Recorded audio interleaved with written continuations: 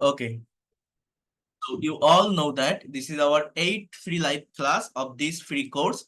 And in this class, I am going to talk about practical use of be verb, then do verb, as well as have verb. এই যে তিনটা verb আপনারা দেখছেন, এটা spoken English বলেন বা free hand writing বলেন, এই তিনটা ভার্ব সম্পর্কে একটা ক্লিয়ার কনসেপ্ট রাখা খুবই দরকার, খুবই গুরুত্বপূর্ণ। এই তিনটা ভার্ব ইংলিশ ল্যাঙ্গুয়েজের একটা বেস বা ভিত্তি বা একটা ফাউন্ডেশন বলা যায়। আপনি ইংলিশে যে কোনো সেন্টেন্স লিখতে গেলে বা বলতে গেলে এই ভার্ব গুলোকে মোস্ট অফ দ্য টাইম আপনার কমনলি ব্যবহার করতে হবে টেন্সের স্ট্রাকচারে।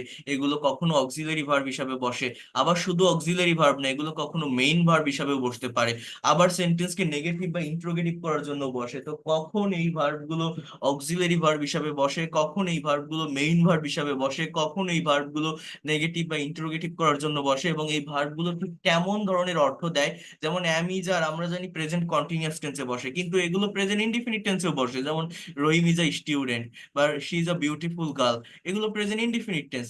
আবার আমি যদি এই ধরনের একটা সেন্টেন্সের কথা আপনাকে বলি, এখানে বিভিন্ন ফাংশন আছে এই ভার্ব গুলোর যে ব্যবহার, এখানে বিভিন্ন ফাংশন আছে যেগুলো খুবই বেসিক থিংস, খুব একদম বেসিক, বাট আমাদের অনেকেরই এই জায়গাগুলো সম্পর্কে ক্লিয়ার একটা কনসেপ্ট না থাকার কারণে আমরা ইংলিশে কথা বলতে পারি না বা ফ্রি হ্যান্ডে লিখতে পারি না, অনেক জায়গায় কনফিউশন থেকে যায়। যেমন দেখেন এই একটা বাক্য, কখনো ভাবছেন, দেখেন এই যে এই বাক্যটার লেখা আছে it has a red colour. হ্যাঁ, এটা লাল রং আছে, এই সেন্টেন্সটা নেগেটিভ হচ্ছে it doesn't have a red colour. এখন আমার has not a red colour কেন হলো না, ডাজেন্ট কেন বসলো, বা হ্যাভি বা কেন বসলো, এই যে জায়গাগুলো, এই জায়গাগুলো সম্পর্কে অনেকেরই ক্লিয়ার কোনো কনসেপ্ট নেই, অনেকেই জানেই না এগুলো ঠিক কোন সেন্টেন্স। হ্যাভ হ্যাজ দেখলে ভাবে perfect tense, present perfect tense, but না, এটা কিন্তু কোনো পারফেক্ট টেন্স না, একটা প্রেজেন্ট ইনডিফিনিট টেন্স। বা এই ডাজ কেন হলো, হ্যাভ কেন হলো, এই যে জায়গাগুলো, এই যে ফাংশন গুলো, এইগুলো সম্পর্কে অনেকেরই ক্লিয়ার কনসেপ্ট নেই। আবার এই যে হ্যাভ ভার্ব, এই হ্যাভ ভার্বের হ্যাভ মানে আমরা জানি আছে, বাট আছে বলতে অনেকগুলো সেন্সে এটা ব্যবহৃত হয়। অনারশিপ মানে কারো অধিকারে বা মালিকানায় কিছু আছে, relationship, feature, illness, experience, eating or drinking. আবার এই হ্যাভের মানে খাওয়া বোঝায়, এই যে খাওয়া বোঝানোর জন্য, বা এই হ্যাভ প্রত্যেকটা ভার্বের 5টা ফর্ম থাকে, V1, V2, V3, V4, V5। So have ভার্বের যে প্রোগ্রেসিভ মুড বা কন্টিনিউয়াস মুড, সেটা দুইটা ক্ষেত্রে হয়ে থাকে, এক্সপিরিয়েন্স এবং ইটিং। মানে এদের বিভিন্ন ফাংশন আছে, যে ফাংশন গুলো খুবই বেসিক, খুবই কম্পালসারি থিংস, যেগুলো ইংলিশে কথা বলতে গেলে বা ফ্রি হ্যান্ডে লিখতে গেলে অ্যাজ ইউজুয়াল আমাদের জানার প্রয়োজন হয়, আমাদের জানতে হয়। বাট এদের সম্পর্কেই ক্লিয়ার কনসেপ্ট না থাকার কারণে আমরা অরিজিনটা বুঝি না বলেই আশপাশে বিভিন্ন স্ট্রাকচার শিখি, এটা প্লাস এটা প্লাস এটা এরকম হয়, এই যে হাজারো সেন্টেন্স তৈরি করতে পারবেন, অনেক কিছু আমরা ইংলিশে শিখি কথা বলার জন্য বা লেখার জন্য, কিন্তু আমরা অরিজিন জায়গাটাতে হাত দেই না। এবং এটা না দেওয়ার কারণে, অরিজিন জায়গাটা নিয়ে আলোচনা না করার কারণে আমরা ইংলিশে কথা বলতে পারি না। তো আমি আগে এই তিনটা ভার্বকে নিয়ে আলোচনা করব, ডিটেলসে কথা বলবো। যাদের এই ভার্বগুলোর ব্যবহার নিয়ে প্রবলেম আছে, সমস্যা ফেস করেন, যারা সঠিকভাবে কথা বলতে পারেন না, তারা মনোযোগ দিয়ে দেখেন, আশা করি কোথাও কোনো প্রবলেম হবে না, ভালোভাবে নিতে পারবেন। এবং আরেকটা বিষয় আমি দেখাবো, সেটা হচ্ছে ইংলিশে কনভারসেশন প্র্যাকটিস, অর্থাৎ আমাদের mother tongue Bangla, you all know that আমাদের মাতৃভাষা বাংলা। প্রাইমারি লেভেলে আপনি যখন ইংলিশে কথা বলতে যাবেন বা স্পিকিং করতে যাবেন, আমাদের ব্রেনে আগে বাংলাটা চলে আসে। তো কোনো কিছু বাংলা ব্রেনে যদি চলে আসে, সেটাকে ইনস্ট্যান্টলি কিভাবে আমরা ইংলিশে ট্রান্সলেট করতে পারবো, যে কোনো একটা কথা বাংলায় ভেবে ইংলিশে কিভাবে লিখতে পারবো বা বলতে পারবো, এই বিষয়টা আমি আপনাদেরকে দেখাবো। কারেক্ট টেন্স মেনটেন করে, কারেক্ট গ্রামার মেনটেন করে, আমরা টেন্সের স্ট্রাকচার জানি বা অনেকেই গ্রামারটাও মোটামুটি বোঝা সত্ত্বেও যখন একটা সেন্টেন্সকে প্র্যাকটিক্যালি অ্যাপ্লাই করতে যাই, প্র্যাকটিক্যালি ইংলিশে কথা বলতে যাই, কথা বলতে পারি না, সাবজেক্ট কোনটা হবে, ভার্ব কোনটা হবে, একটা সেন্টেন্স দেখে কোন টেন্স হবে এটা নিয়ে দ্বিধাদ্বন্দ্বে থাকি, কনফিউশন ফেস করি, ক্লিয়ার ওয়েতে আমরা বের করতে পারি না। তো এই ধরনের প্রবলেম গুলো যাদের হয়, এছাড়া যদি সময় থাকে আমি স্পিকিং এর জায়গাটা নিয়েও কথা বলবো। যারা আইএলটিএস এর স্পিকিং এক্সাম ফেস করবেন, যারা সার্টেন টপিকের উপর প্রেজেন্টেশন দিতে পারেন না, কিভাবে দিতে হয় সেটা আমি আপনাদেরকে দেখাবো। এবং আমার এই ক্লাসগুলো, আমার এই কোর্সটা যে কোনো বয়সের যে কেউ করতে পারবে, সবার জন্যই পারফেক্ট বা অ্যাপ্রোপ্রিয়েট। যেটা আমি আগেও বলছি, আমি প্র্যাকটিক্যাল ওয়েতে আমি রুলস শেখাই, গ্রামার শেখাই, স্পোকেন সবকিছু দেখাবো, কিন্তু সেই বিষয়গুলোকে প্র্যাকটিক্যালি কিভাবে আমরা অ্যাপ্লাই করতে পারি, এই জায়গাটা নিয়েও আমি কিন্তু কথা বলি এবং কথা বলবো। তো আপনি স্টুডেন্ট হন, house wife, teacher, officer, job holder, যে কোনো বয়সের যে কেউ এই ক্লাসগুলো করতে পারবেন, আমি সেইভাবে এগুলো করিয়ে থাকি। তো আমরা শুরু করি। দেখেন, ইউজেস অফ বি ভার্ব, প্রথমে বি ভার্ব দিয়ে শুরু করি। আমি ডিটেলসে কথা বলবো এবং ক্লাস শেষে আপনাদের ক্লাস রেকর্ড এবং পিডিএফ ফাইল পাঠিয়ে দিব, আপনারা আরেকবার একটু দেখে নেবেন, তাহলে বিষয়টা একদম ক্লিয়ার হয়ে যাবে। দেখেন, আমরা জানি ভার্ব হচ্ছে একটা সেন্টেন্স এর হার্টবিট। ভার্ব ছাড়া আমরা কোনো সেন্টেন্স বা বাক্য তৈরি করতে পারি না। সমস্ত ভার্বের ভিতর একটা গুরুত্বপূর্ণ ভার্ব হচ্ছে এই বি ভার্ব, যে ভার্বটি অনেক ফর্মে, অনেক নামে এবং বিভিন্ন ভাবে একটা সেন্টেন্সে ব্যবহৃত হয়ে থাকে। তো আজ আমরা এই বি ভার্বের সমস্ত ব্যবহার দেখব। দেখেন, বি এর অর্থ হচ্ছে হওয়া, থাকা বা কোনো কিছুর অবস্থান বোঝানো। বি এর বাংলা অর্থটা কি জানেন? হওয়া বা থাকা। মূলত এই দুইটা মিনিং দেয়। এই যে বিই, এটা একটা ওয়ার্ড, একটা শব্দ। এটাকে অ্যাজ এ ওয়ার্ড, এটা as a part of speech, এটা একটা ভার্ব। এবং এই ভার্বের বাংলা অর্থ দুইটা, একটা হচ্ছে হওয়া আর একটা হচ্ছে থাকা। তো কখন কোন অর্থ হবে সেটা আমি পরে বলতেছি। এখন দেখেন, এই যে বি ভার্ব, এই বি ভার্বের আবার অনেকগুলো ফর্ম আছে। যেমন প্রেজেন্ট ফর্ম বি নিজেই, আবার am is are. Past form was were, past participle been, present participle being. আমি বুঝাই দিচ্ছি ডিটেলস, একটু ওয়েট করেন, একটু ধৈর্য ধরেন। আমার ক্লাসগুলো করতে গেলে একটু ধৈর্য ধরতে হবে, আমাকে একটু পজিটিভ মাইন্ড নিতে হবে, কারণ আপনারা যারা এর আগে আমার প্রিভিয়াস ক্লাসগুলো করেছেন তারা জানেন প্রত্যেকটা বিষয় আমি কতটা ডিটেলসে বুঝিয়ে থাকি, কতটা ডিটেলসে আমি শেখানোর চেষ্টা করি আমার প্রত্যেকটা স্টুডেন্টকে। তো দেখেন, এই যে বি ভার্বের 7টা ফর্ম হয়ে থাকে, এদের সবগুলোরই মানে হচ্ছে হওয়া, থাকা বা কোনো কিছুর অবস্থান বোঝানো। টেন্স এর পরিবর্তনের উপর নির্ভর করে বি ভার্বের ফর্মগুলো সেন্টেন্সে বসে থাকে। এই যে 7টা ফর্ম, এগুলো আমি আপনাদের ডিটেলসে বলছি, তার আগে এইটা একটু আমরা যদি দেখি। দেখেন, প্রেজেন্ট টেন্সের ভিতর বি ভার্বের ব্যবহারটা কোথায় হয়।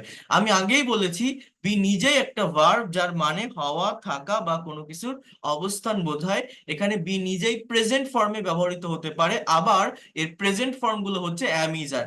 আই এর সাথে অ্যাম বসে, হি শি ইট বা third person singular number subject হলে ইজ বসে, উই ইউ দে বা third person plural number subject হলে আর বসে। এগুলো আপনারা জানেন। এখন দেখেন এইখানে কি লেখা। আমাদের মনে রাখতে হবে যে am is are present tense এর ভিতর শুধুমাত্র প্রেজেন্ট ইনডিফিনিট এবং প্রেজেন্ট কন্টিনিউয়াস টেন্সে ব্যবহৃত হয়। প্রেজেন্ট ইনডিফিনিট টেন্স এটা নিজেই মেইন বা প্রিন্সিপাল ভার্ব হিসাবে বসে, এবং প্রেজেন্ট কন্টিনিউয়াস টেন্স এটা অন্য কোনো মেইন ভার্বের পূর্বে অক্সিলারি বা হেল্পিং ভার্ব হিসাবে বসে। অর্থাৎ জিনিসগুলো আসলে কি, আমি যদি এখান থেকে এই স্লাইড ধরে ধরে শেখাতে যাই বা দেখাতে যাই, আপনাদের বুঝতে অসুবিধা হতে পারে বা অতটা ভালোভাবে নাও নিতে পারেন। আমি একটু আমার মতো করে প্র্যাকটিক্যাল ওয়েতে এই বিষয়গুলো আপনাদেরকে বোঝাবো বা দেখাবো। সবাই একটু মনোযোগ দেন, আমি একটা ব্ল্যাঙ্ক পেজে যাই, ঠিক আছে? তাহলে আপনাদের বিষয়গুলো বুঝতে অনেক বেশি সুবিধা হবে, অনেক ভালো লাগবে। এবং দেখেন, এটা অনেক বেশি ইম্পর্টেন্ট একটা ক্লাস। আপনি ক্লাসটাতে লাস্ট পর্যন্ত থাকেন, আপনার মনে হবে যে না, এই ল্যাঙ্গুয়েজটা সম্পর্কে আমার অনেক দুর্বলতা ছিল, আমি কিছু শিখতে পেরেছি আজকের ক্লাসে। আপনার সময়টা বৃথা যাবে না যদি আপনার মনে প্রাণে শেখার ইচ্ছা থাকে। দেখেন, প্রথমত একটা কথা বলি, যারা আমার প্রথম দিন থেকে আমার ফ্রি ক্লাসগুলো করে আসছেন, আমি প্রত্যেকটা স্টুডেন্টকে আপনাদেরকে আমি বলেছি যে ইংলিশ ল্যাঙ্গুয়েজে যারা ভোকাবুলারিতে দুর্বল, যাদের ভোকাবুলারি সম্পর্কে ক্লিয়ার কনসেপ্ট নেই। ভোকাবুলারি বলতে আমাদের মূলত ভার্বের ভোকাবুলারি সম্পর্কে ক্লিয়ার একটা কনসেপ্ট রাখতে হয়। ভার্ব সম্পর্কে যদি ভালো একটা ধারণা থাকে, আপনি দ্রুত ইংলিশে কথা বলতে পারবেন বা যে কোনো সেন্টেন্স বা বাক্য আপনি লিখতে পারবেন। কার সম্পর্কে ধারণা থাকলে বলছি? ভার্ব সম্পর্কে। ট্রাই টু আন্ডারস্ট্যান্ড, বোঝার চেষ্টা করেন। একটা সেন্টেন্সের সাবজেক্ট নির্দিষ্ট একটা সার্কেলের ভিতর থাকে, I, we, you, he, she. সাবজেক্টের পর যদি ভার্বটাকে সঠিক ফর্মে ইউজ করতে পারেন, তাহলে অবজেক্ট অটোমেটিক্যালি চলে আসে। এখন সেন্টেন্সে যে ভার্বটা ব্যবহার করে, এই ভার্বের টোটাল 5টা ফর্ম থাকে। এই 5টা ফর্ম সম্পর্কে ধারণা রাখতে হয়। কেন রাখতে হয়? আমরা যখন ইংলিশে কথা বলি, কনভারসেশন করি, প্রেজেন্টেশন দেই, তখন বিভিন্ন টাইমের চেঞ্জ করতে হয়, সময়ের পরিবর্তন করতে হয়। যেমন, আপনি কি এসেছেন? হ্যাঁ, আমি এসেছি, এইমাত্র আসলাম। আপনি কখন আসলেন? আমি তো 10 মিনিট আগে এসেছি। আপনি কখন বাসায় যাবেন? তাহলে এই যে এসেছি, আমি আসলাম, বা আমি আসবো, বা আমি আসতেছিলাম বা আসিতেছি, এই যে আসা কথাটাকে বিভিন্ন ওয়েতে বলা, বিভিন্ন ভাবে নেওয়া, এটা আমাদের নিতে হয় প্র্যাকটিক্যালি যখন আমরা একজন আরেকজনের সঙ্গে স্পিকিং করি বা কনভারসেশন করি। ইংলিশে টাইমের পরিবর্তন হয়, এই টাইমের পরিবর্তনটা আমরা সঠিকভাবে করতে পারি না ইনস্ট্যান্টলি, তাই ইংরেজিতে কথা বলতে পারি না। তো এই টাইমের পরিবর্তনের জন্য আমরা কিন্তু মূলত টেন্স শিখে থাকি, টেন্সের ব্যবহার শিখে থাকি। এখন এই যে টেন্স আমরা শিখি বা টেন্সের যে ব্যবহারগুলো আমরা শিখি, টেন্স মূলত কি বলেন তো? টেন্স মূলত ভার্বের ফর্মের চেঞ্জ। এক একটা টেন্সের স্ট্রাকচারে এক এক ধরনের ভার্বের ফর্ম বসে কিন্তু টাইমের পরিবর্তন হয়, কথার পরিবর্তন হয়, সেন্স বা থট এর পরিবর্তন হয়। তো টেন্স শেখার আগে আমি আপনাদের প্রিভিয়াস ক্লাসগুলো থেকে বলে আসছিলাম, যারা আমার আগের ক্লাসগুলো করেননি করবেন, ফ্রি ক্লাসগুলো, বলে আসছিলাম যে আমাদের টেন্স সম্পর্কে একটা ক্লিয়ার কনসেপ্ট রাখতে হবে, বাট তার আগে ভার্ব সম্পর্কে কনসেপ্ট রাখতে হবে। এটা আমরা রাখি না বলে কথা বলতে পারি না। আমি আপনাদের এখানে 200টা ভার্ব দেখিয়েছিলাম, এখানে এই ভার্ব গুলো দুই ভাবে হয়, একটা হচ্ছে রেগুলার ভার্ব বা যে ভার্ব গুলো উইক ভার্ব বা রেগুলার ভার্ব বলা হয়, দুইটা বা তিনটা ফর্ম সেম থাকে। আর একটা হচ্ছে ইরেগুলার বা স্ট্রং ভার্ব। সো আমার এখানে যে 200টা ভার্ব দেওয়া আছে, এই 200টা ভার্ব হচ্ছে মোস্ট ইউজফুল ভার্ব, যেগুলো আমরা আমাদের ডে টু ডে লাইফে বাংলায় ইউজ করি, বাট ইংলিশে আমরা এগুলোকে ব্যবহার করি না, এটার অর্থ না জানার কারণে বা ফর্ম না জানার কারণে। এবং আমাদের সাবকন্টিনেন্টের গ্রামার বইগুলোতে ভার্বের মেইনলি 3টা ফর্ম দেওয়া থাকে, বাট টোটাল একটা ভার্বের ফর্ম হয় 5টা। বাকি যে দুটো ফর্ম সেটা মনে করা হয় যে টেন্সের স্ট্রাকচার জানার সঙ্গে সঙ্গে শেখা হয়ে যায়, কিন্তু ওই দুইটা ফর্মও কাজে লাগে, ওটা জানার প্রয়োজন আছে যদি প্রফেশনাল হতে চান ইংলিশে। তো কোথায় সেটা প্রয়োজন বা কেন জানা লাগে সেটা নিয়ে আমি কথা বলবো আপনাদের সঙ্গে। বাট তার আগে আমি একটু আপনাদেরকে বলি, বা একটা কথা আমি আপনাদেরকে বলি, সেটা হচ্ছে এই ভার্ব সম্পর্কে কনসেপ্ট রাখতে হবে। যারা ইংলিশে ভোকাবুলারিতে দুর্বল, যারা মনে করেন আমাদের ভোকাবুলারি সম্পর্কে ক্লিয়ার কনসেপ্ট নেই, তারা, আবারও বলছি, ভার্বের ভোকাবুলারি শিখবেন, তাহলে আর কোনো কিছু দরকার হয় না।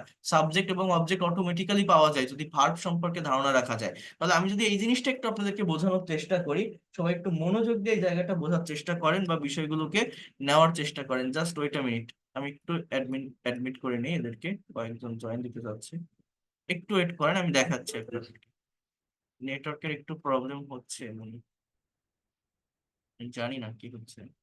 ওকে, সো যে জায়গাটা নিয়ে আমি কথা বলছিলাম বা আপনাদেরকে দেখানোর চেষ্টা করছিলাম, দেখাতে চাচ্ছিলাম, সেটা হচ্ছে, খেয়াল করেন এই জায়গাটাতে প্রত্যেকটা ভার্বের 5টা ফর্ম থাকে। যেমন ভার্ব 1 বা এটাকে বলা হয় প্রেজেন্ট ফর্ম, ভার্ব 2 বা এটাকে বলা হয় পাস্ট ফর্ম, ভার্ব 2, বোঝেন, ভার্ব 2 বা পাস্ট ফর্ম, ভার্ব 3 বা past participle form, verb 4 present participle form, verb 5 বা এটাকে বলা হয় third person form. Third person form মানে কি জানেন? প্রেজেন্ট ইনডিফিনিট টেন্সের subject third person singular number হলে এই V5 ফর্মটা বসে। যেমন মনে করেন গো মানে কি, যাওয়া, এই ভার্বের ফর্ম শিখতে হয়, এটা না শিখে কখনো ইংরেজি শেখা উচিত নয়। আমার পেইড কোর্সে যে স্টুডেন্ট গুলো আছে তাদেরকে আমি ভার্বের ফর্ম খাতায় লেখায় তারপর ইংরেজি শেখানো শুরু করি, কারণ আপনি যে স্ট্রাকচার শিখতে চান না কেন, যাই শিখতে চান না কেন, ইংলিশে কথা বলতে গেলে, কিছু লিখতে গেলে অবশ্যই এটা আগে জানতে হবে। গো মানে যাওয়া, এর পাস্ট ফর্ম হচ্ছে ওয়েন্ট। এর পাস্ট ফর্ম কি? ওয়েন্ট। এর পাস্ট পার্টিসিপল ফর্ম বা V3 যেটা, সেটা হচ্ছে গন। গো, ওয়েন্ট, গন। এর প্রেজেন্ট পার্টিসিপল ফর্ম যেটা বা V4, এটাকে প্রোগ্রেসিভ ফর্ম বলে, এটা হচ্ছে গোইং। এর যে থার্ড পারসন ফর্ম গো, এর থার্ড পারসন ফর্মটা হচ্ছে গোজ, GOES, গোজ। তো প্রত্যেকটা ভার্বের কিন্তু আমার এরকম কয়টা ফর্ম থাকে? প্রত্যেকটা ভার্বের আমার এরকম টোটাল ফর্ম থাকে হচ্ছে 5টা। দেখেন, রাইট মানে লেখা, এর পাস্ট ফর্ম হচ্ছে রোড। এর পাস্ট পার্টিসিপল ফর্ম হচ্ছে রিটেন। এর প্রেজেন্ট পার্টিসিপল ফর্ম হচ্ছে রাইটিং। এর থার্ড পারসন ফর্ম হচ্ছে রাইটস। যে কোনো ভার্ব আপনি বসান, ড্রাইভ মানে কি, চালানো, ড্রাইভের পাস্ট ফর্ম হচ্ছে ড্রোপ। এই ভার্বের ফর্ম জানতে হবে। এর পাস্ট পার্টিসিপল ড্রিভেন। এর এর এর প্রেজেন্ট পার্টিসিপল ড্রাইভিং। এর থার্ড পারসন ফর্ম হচ্ছে ড্রাইভস। এই ফর্মগুলো কোথায় কাজে লাগে?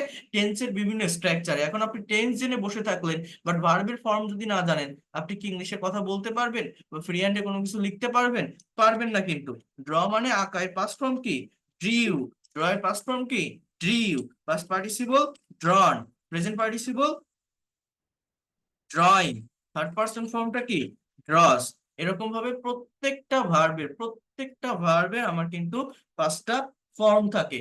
এরপর দেখেন, আমি যদি বলি যে স্পিক মানে বলা, স্পিক মানে কি, বলা, এর পাস্ট ফর্ম হচ্ছে স্পোক। পাস্ট পার্টিসিপল ফর্ম কি, স্পোকেন। প্রেজেন্ট পার্টিসিপল ফর্ম কি, স্পিকিং। থার্ড পারসন ফর্ম কি, স্পিক্স। এরকম ইংলিশ ল্যাঙ্গুয়েজে প্রতিটা ভার্বের, আবারও বলছি, ইংলিশ ল্যাঙ্গুয়েজে প্রতিটা ভার্বেরই আমাদের কয়টা ফর্ম থাকে? প্রত্যেকটা ভার্বের আমাদের ফর্ম থাকে হচ্ছে এরকম 5টা। মনোযোগ দিয়ে বলছেন, এই যে ভার্বের ফর্মগুলো আপনারা দেখছেন, এইরকম ভাবেই আমাদের ইংলিশ ল্যাঙ্গুয়েজে কিন্তু বি নামে একটা ভার্ব আছে। কি ভার্ব বলছি?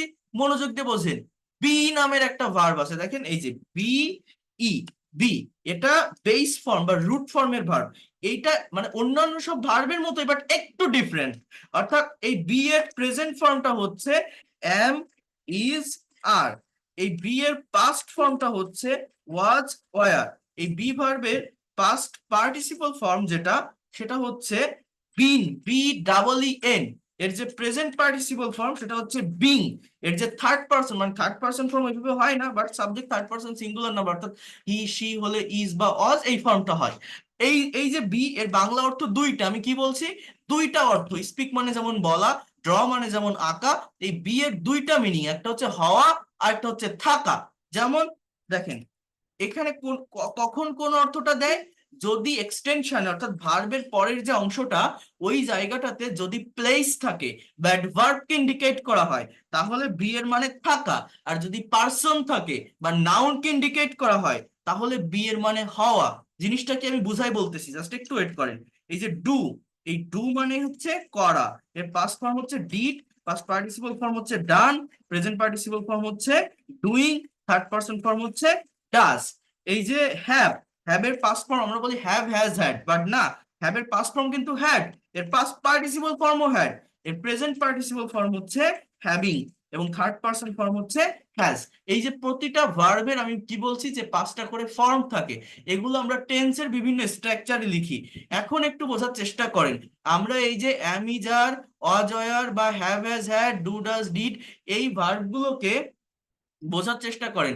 আমরা এই যে am is are, was war বা এই যে হ্যাভ হ্যাজ হ্যাড, এই যে ভার্ব গুলো আছে, এই ভার্ব গুলোকে আমরা মনে করি যে অক্সিলারি ভার্ব। অক্সিলারি ভার্ব মানে কি? এরা টেন্সের বিভিন্ন স্ট্রাকচারে ব্যবহৃত হয়, অর্থাৎ এই am is are, was were continuous tense গুলোতে বসে, বিন বিং এগুলো পারফেক্ট টেন্সের বিভিন্ন জায়গায় বসে থাকে, ডু ডাজ ডিড এগুলো প্রেজেন্ট বা past indefinite tense negative interrogative এর জন্য বসে থাকে। হ্যাঁ, হ্যাভ হ্যাজ হ্যাড এগুলো পারফেক্ট টেন্স গুলোতে বসে থাকে। কি ভার্ব হিসেবে চিনি এগুলোকে আমরা? কি বললাম? অক্সিলারি। কিন্তু না, এই প্রত্যেকটা ভার্ব কিন্তু as a main verb, as a principal verb, as a finite verb, অন্যান্য সকল ভার্বের মতোই আমার যে কোনো বাক্যে বসতে পারে। এগুলোকে অক্সিলারি তখনই বলা হয় যখন এরা অন্য আরেকটা মেইন ভার্বের পূর্বে বসে। কিন্তু অন্য আরেকটা মেইন ভার্বের পূর্বে না বসে এই ভার্বগুলো যদি, আমি আবারও বলছি, এই ভার্বগুলো যদি নিজেই মেইন ভার্ব হয়, তাহলে এদের নিজস্ব অর্থ অনুযায়ী যে কোনো টেন্সে বসতে পারে। নিজস্ব অর্থ অনুযায়ী যে কোনো টেন্সে বসতে পারে মানে কি? বিষয়টা কেমন? ট্রাই টু আন্ডারস্ট্যান্ড হিয়ার, মনোযোগ দিয়ে বোঝেন। এখানে বিষয়টা মূলত কেমন দেখেন, আমি যদি বলি যে হি, হি মানে কি? সে। এবার আমি যদি বলি হি মানে সে, আমি যদি বলি হি গোজ অর্থাৎ সে যায়, হ্যাঁ, বা হি রাইটস সে লেখে, কথাটা বোঝেন। হি রাইটস, রাইটস মানে কি? লেখা। সে লেখে, কি লেখে? মানুষ লেখে কি? সাবজেক্ট আর ভার্ব বসাতে পারলে অবজেক্ট অটোমেটিক্যালি চলে আসে। সে একটা বই লেখে বা চিঠি লেখে, যাই বলেন না কেন, হি রাইটস আ লেটার, সে একটা চিঠি লেখে, that is a complete sentence. এবার আমি যদি বলি হি, এবার আমি যদি একটা ভার্ব বসাই বি, হি বি, বি মানে কি? হওয়া বা থাকা, অর্থাৎ সে হয় বা সে থাকে। কি হয়? আমি যদি বলি হি বি আ ডক্টর, সে একজন ডাক্তার হয়। আবার আমি যদি বলি হি বি, সে থাকে। এবার যে কোনো জায়গা বা প্লেসের আগে কিন্তু অ্যাট অথবা ইন প্রেপোজিশন ইউজ করতে হয়। বড় জায়গার আগে ইন, ছোট জায়গার আগে অ্যাট। এখন আমি যদি বলি হি বি ইন ঢাকা, সে, এই সেন্টেন্সটার বাংলা অর্থ হচ্ছে সে ঢাকায় থাকে। এখন বিটা হচ্ছে বেস ফর্ম বা রুট ফর্মের ভার্ব। বেস ফর্ম আর প্রেজেন্ট ফর্ম জিনিসটা আলাদা। বেশিরভাগ ভার্বেরই বা সবগুলো, মোস্ট অফ দা ভার্বেরই বি ভার্ব ছাড়া আমার প্রেজেন্ট ফর্ম বা বেস ফর্ম একই, এই জন্য এটা বোঝা যায় না। বাট এই বি ভার্বটা একটু ডিফারেন্ট। আমি আবারও বলছি, এই বি হচ্ছে বেস ফর্ম বা রুট ফর্মের ভার্ব। ইভেন এটা প্রেজেন্ট ফর্ম হিসেবে ব্যবহৃত হতে পারে। আপনি যদি এখানে এটা বসান যে হি বি এ ডক্টর, সে হয় একজন ডাক্তার, বা হি বি ইন ঢাকা, সে ঢাকায় থাকে, এটাও ভুল না, it's a correct sentence. But be এর একটা প্রেজেন্ট ফর্ম আলাদাভাবে দেওয়া আছে, সেটা হচ্ছে অ্যামিজার, এবং এটাকে পার্সন ভেদে আমাকে বসাতে হবে। এই জন্য এই জায়গাটাতে আমরা বি লিখি না, এই জায়গাটাতে আমরা ইজ লিখি। এখন আমি যদি বলি হি ইজ আ ডক্টর, সে হয় একজন doctor. He is in Dhaka, এর বাংলা অর্থ হচ্ছে সে ঢাকায় থাকে। এখন এই যে হি ইজ আ ডক্টর বা হি ইজ ইন ঢাকা, এটা কি কোনো কন্টিনিউয়াস টেন্স? এটা কোনো প্রেজেন্ট কন্টিনিউয়াস না। এ দুটোই প্রেজেন্ট ইনডিফিনিট টেন্স, কিন্তু নট কন্টিনিউয়াস, ইনডিফিনিট টেন্স। এই দেখেন, অর্থাৎ সাবজেক্টের পর ভার্বের প্রেজেন্ট ফর্ম, যেমন রাইটের ফর্মটা বসছে, তো এখানেও বি এর এই এই এই ফর্মটা বসতেছে, ইজ বসতেছে, প্রেজেন্ট ফর্মটা বসতেছে।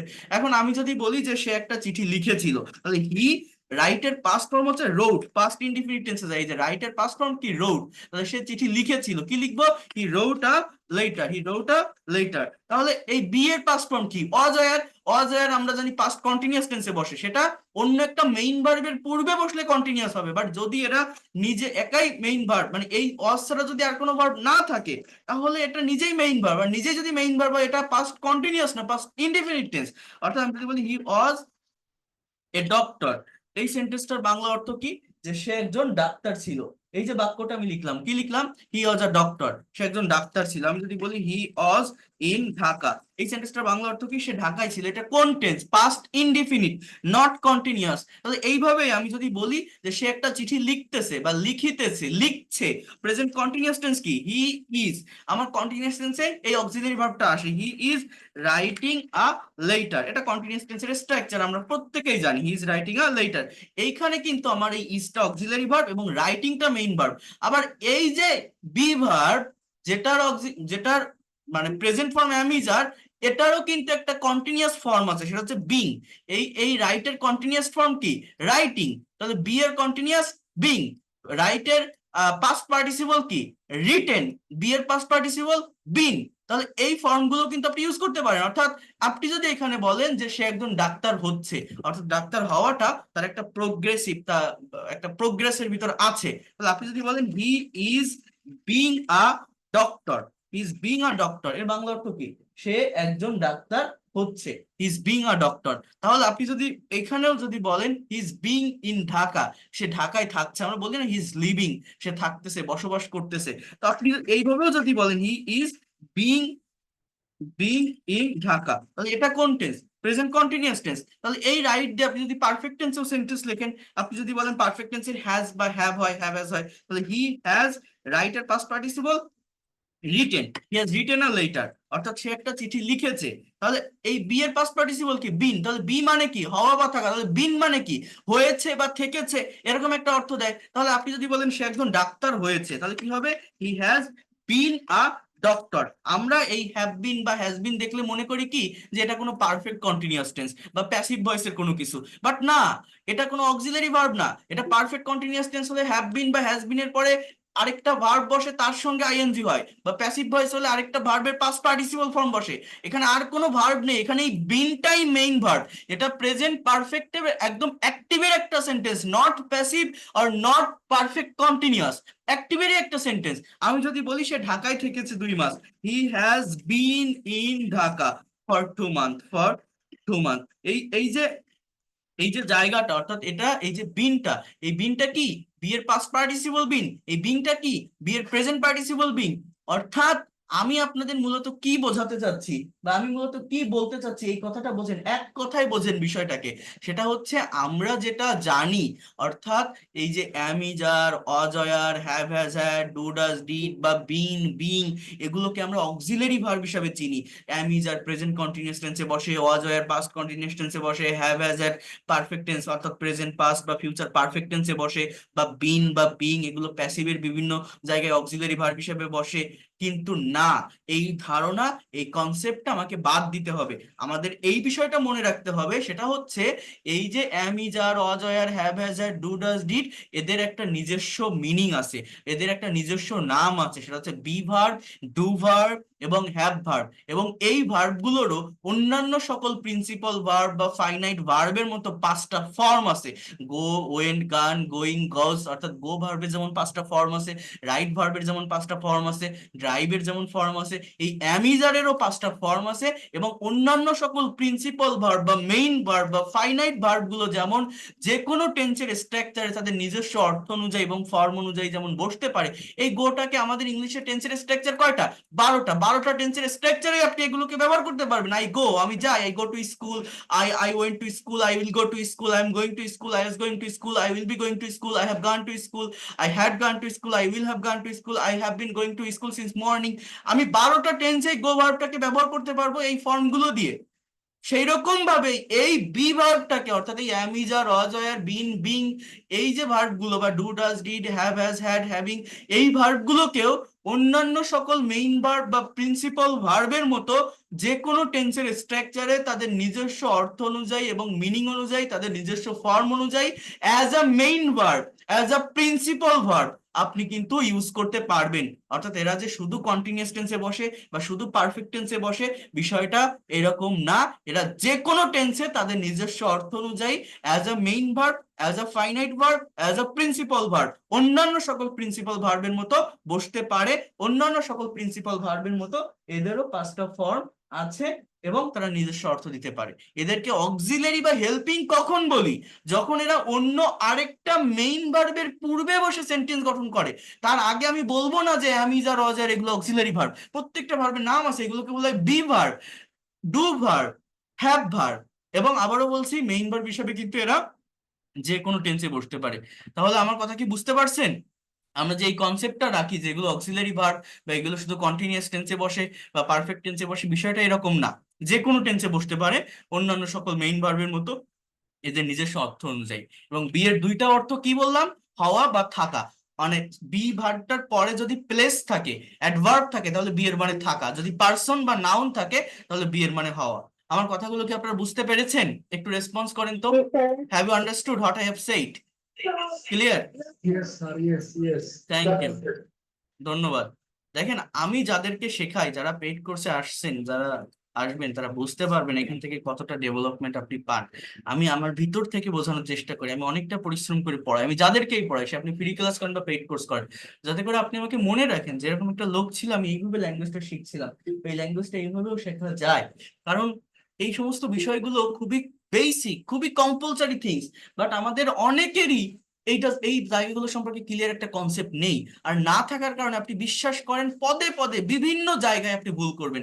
যখনই একটা বাংলা থেকে ইংলিশে সেন্টেন্স ট্রান্সলেট করবেন আপনি পারবেন না, এবং সেটা পারবেন না শুধু এই জায়গাগুলোর উপরই দুর্বলতা থাকার কারণে। ইভেন আপনি নিজেও জানেন না যে আপনার এই জায়গায় দুর্বলতা আছে বা এই জিনিসটা লাগে একটা সেন্টেন্স ট্রান্সলেট করার ক্ষেত্রে। বিভিন্ন টিচার বিভিন্ন কোর্সে আপনি যান, তারা কেউ এই জিনিসগুলোকে এরকম ভাবে ডিটেলসে ভেঙে ভেঙে দেখাবেও না, শিখাবেও না। বাট এটা জানা দরকার। এটা এটা কঠিন কিছু না, অ্যাডভান্স কিছু না, খুবই বেসিক বা কম্পালসারি থিংস। বাট আমাদের এখানে অনেকেই আছে অনার্স পাস, মাস্টার্স পাস, বিভিন্ন বড় বড় জায়গায় জব সেক্টর, জব লাইফে আছে, বাট এই সমস্ত জায়গা নিয়ে তারা কথা বলতে পারে না। অথচ তারা বিভিন্ন ধরনের এক্সপ্রেশন ইউজ করে, ফ্রেজ ইউজ করে, বাট এগুলো জানেই না কিছু।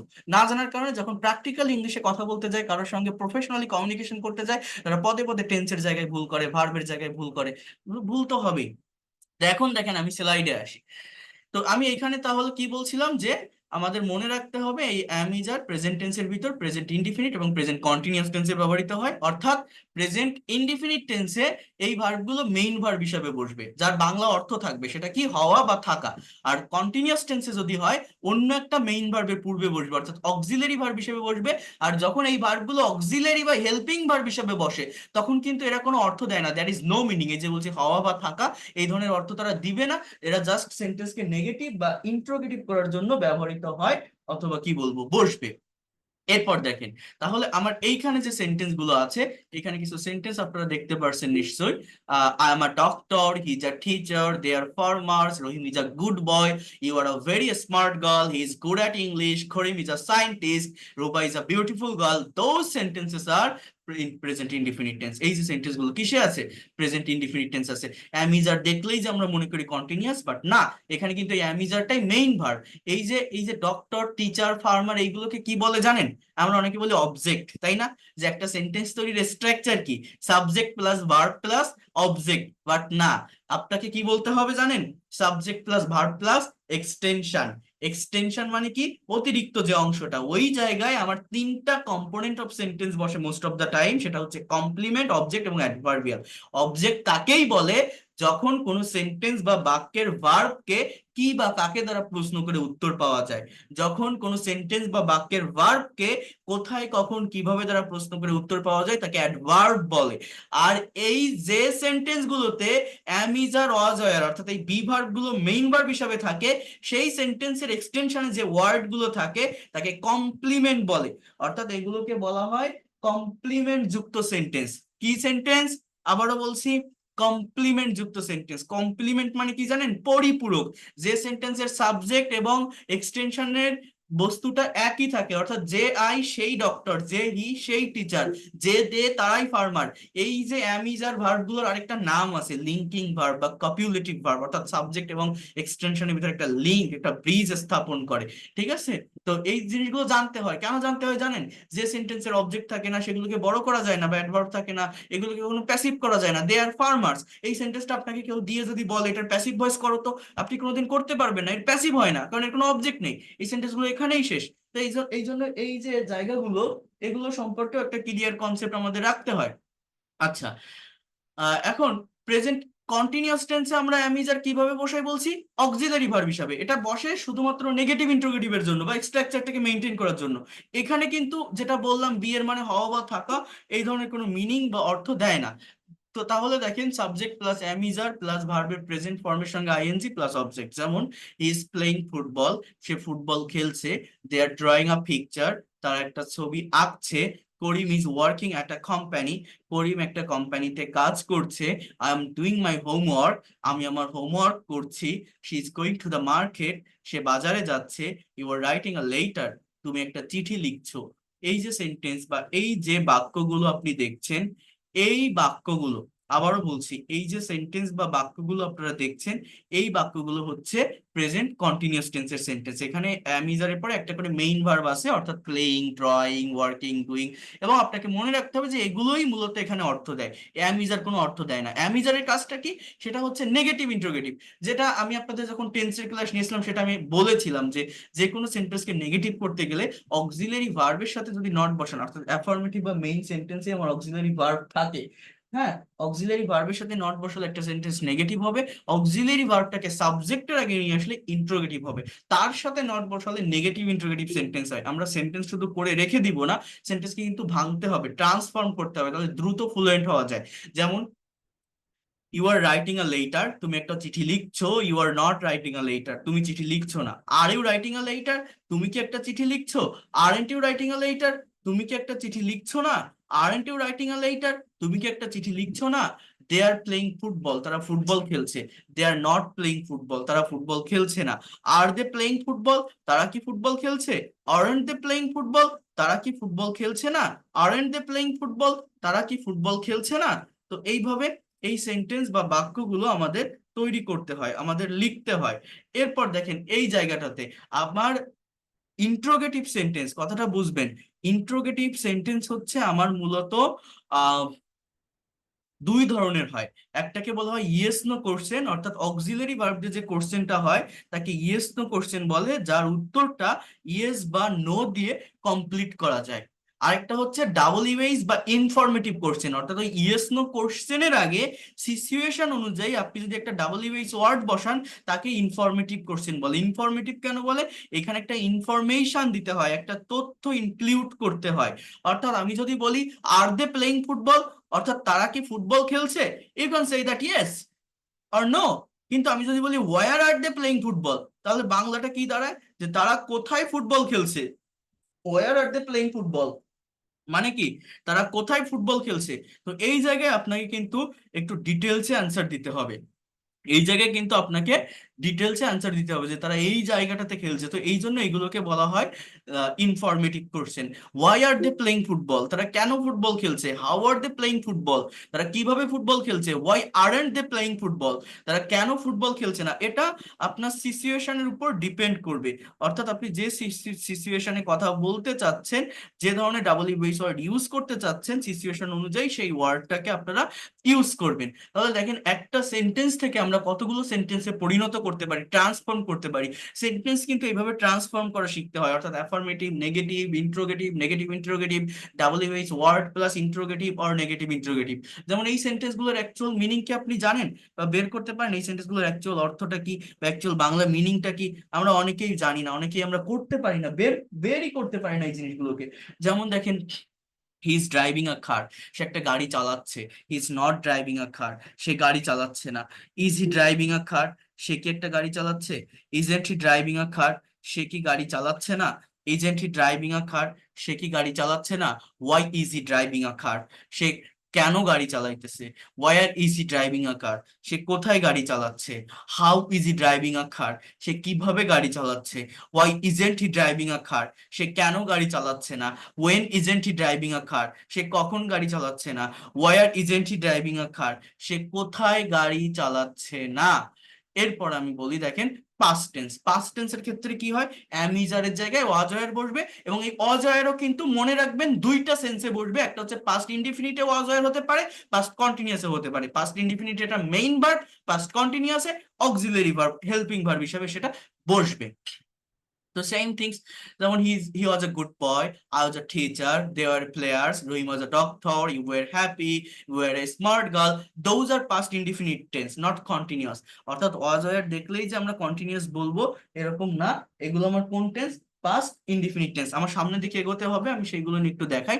এবার ফিউচার টেন্সের ক্ষেত্রে কি হয় দেখেন, ফিউচার ইনডিফিনিট টেন্সের স্ট্রাকচার কি, সাবজেক্ট প্লাস শ্যাল বা উইল প্লাস ভার্বের প্রেজেন্ট ফর্ম। এবং এই জায়গায় আমি আপনাদেরকে বলছিলাম যে শেয়ালটা শুধুমাত্র ফার্স্ট পারসন সাবজেক্টের সঙ্গে ইউজ করা যায়, অর্থাৎ সাবজেক্ট যদি আই এবং উই হয় তাহলে শেয়াল বসানো যায়, অন্য কোনো পার্সনের সঙ্গে কিন্তু শেয়ালকে ব্যবহার করা যায় না।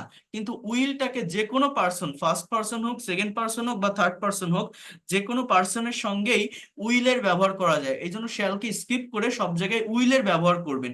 এখন এর পরে কি বসে, ভার্বের বেস ফর্মটা বা রুট ফর্মটা। এখন আমার এখানে বি কিন্তু নিজেই একটা প্রেজেন্ট বা বেস ফর্মের ভার্ব, সো বি এর বাংলা অর্থটা কি, হওয়া বা থাকা। তাহলে বি এর পর যদি প্লেস বসে বি এর মানে থাকা, যদি পার্সন বসে বি এর মানে হওয়া।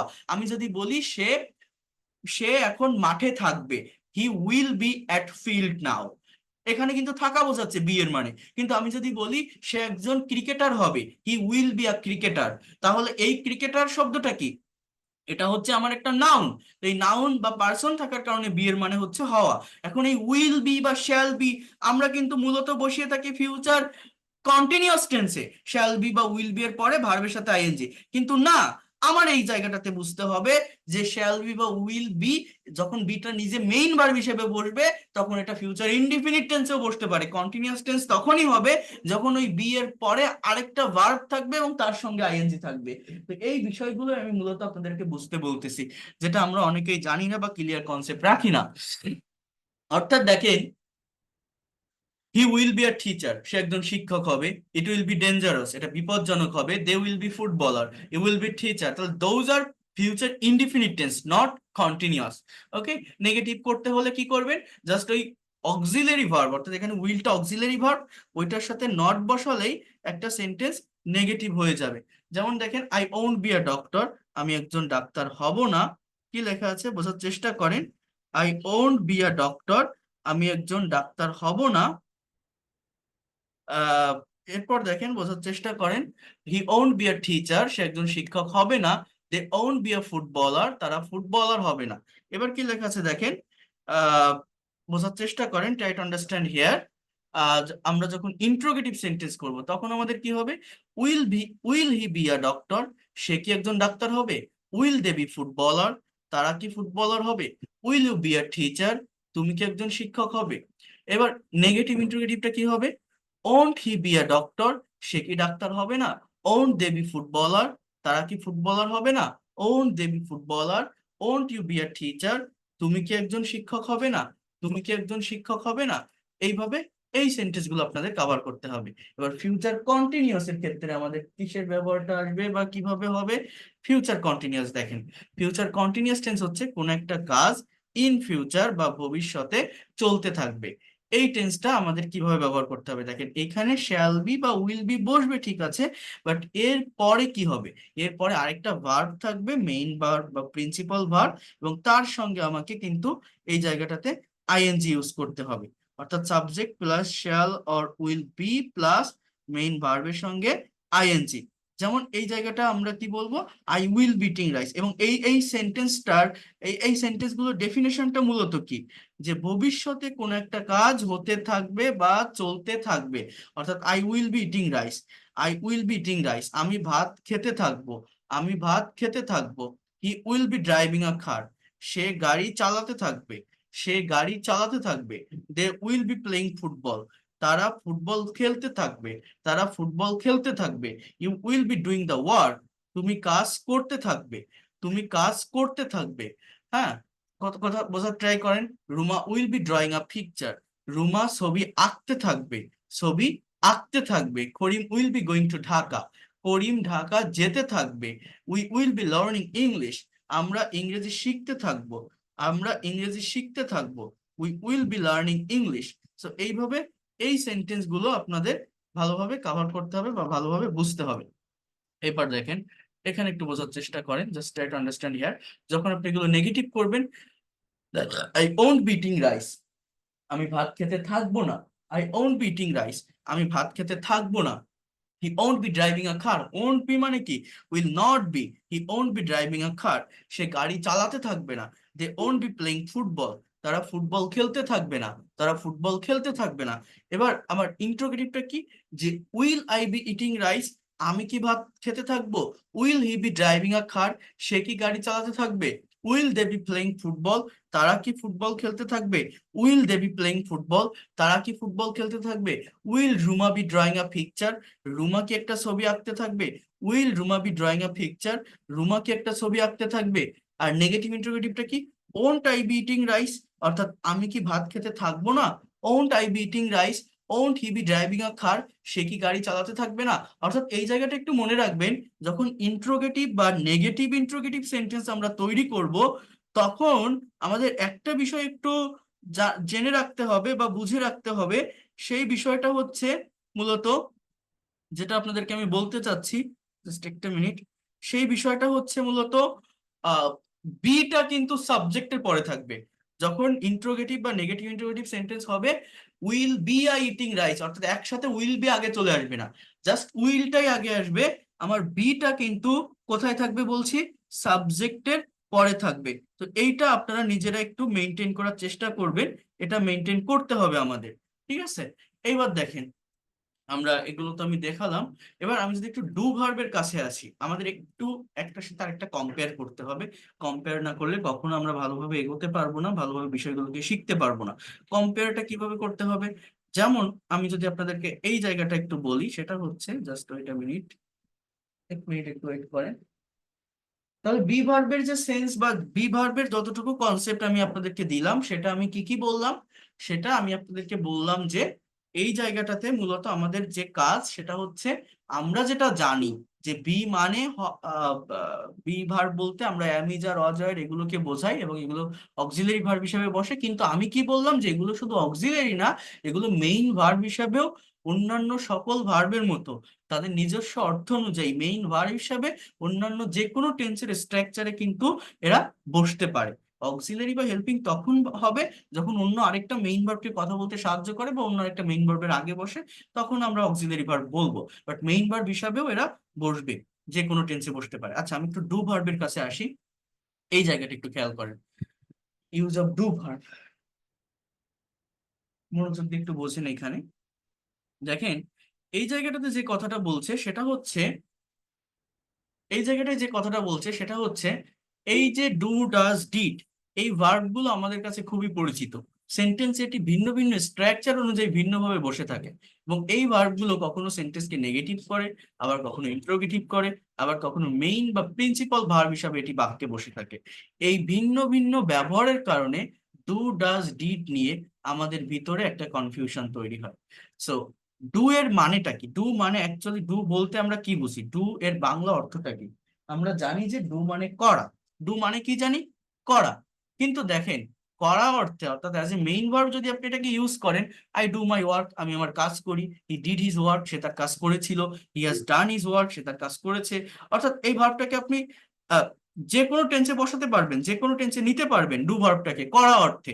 কথাটা বোঝেন, যে কোনো টেন্সে আপনি এটাকে বসাতে পারবেন অ্যাজ আ মেইন ভার্ব। কিন্তু এই ডু এর মেইন ব্যবহারটা কি, দেখেন এইখানে কি বলছে, খুবই ভালোভাবে মনোযোগ দিয়ে দেখার চেষ্টা করেন।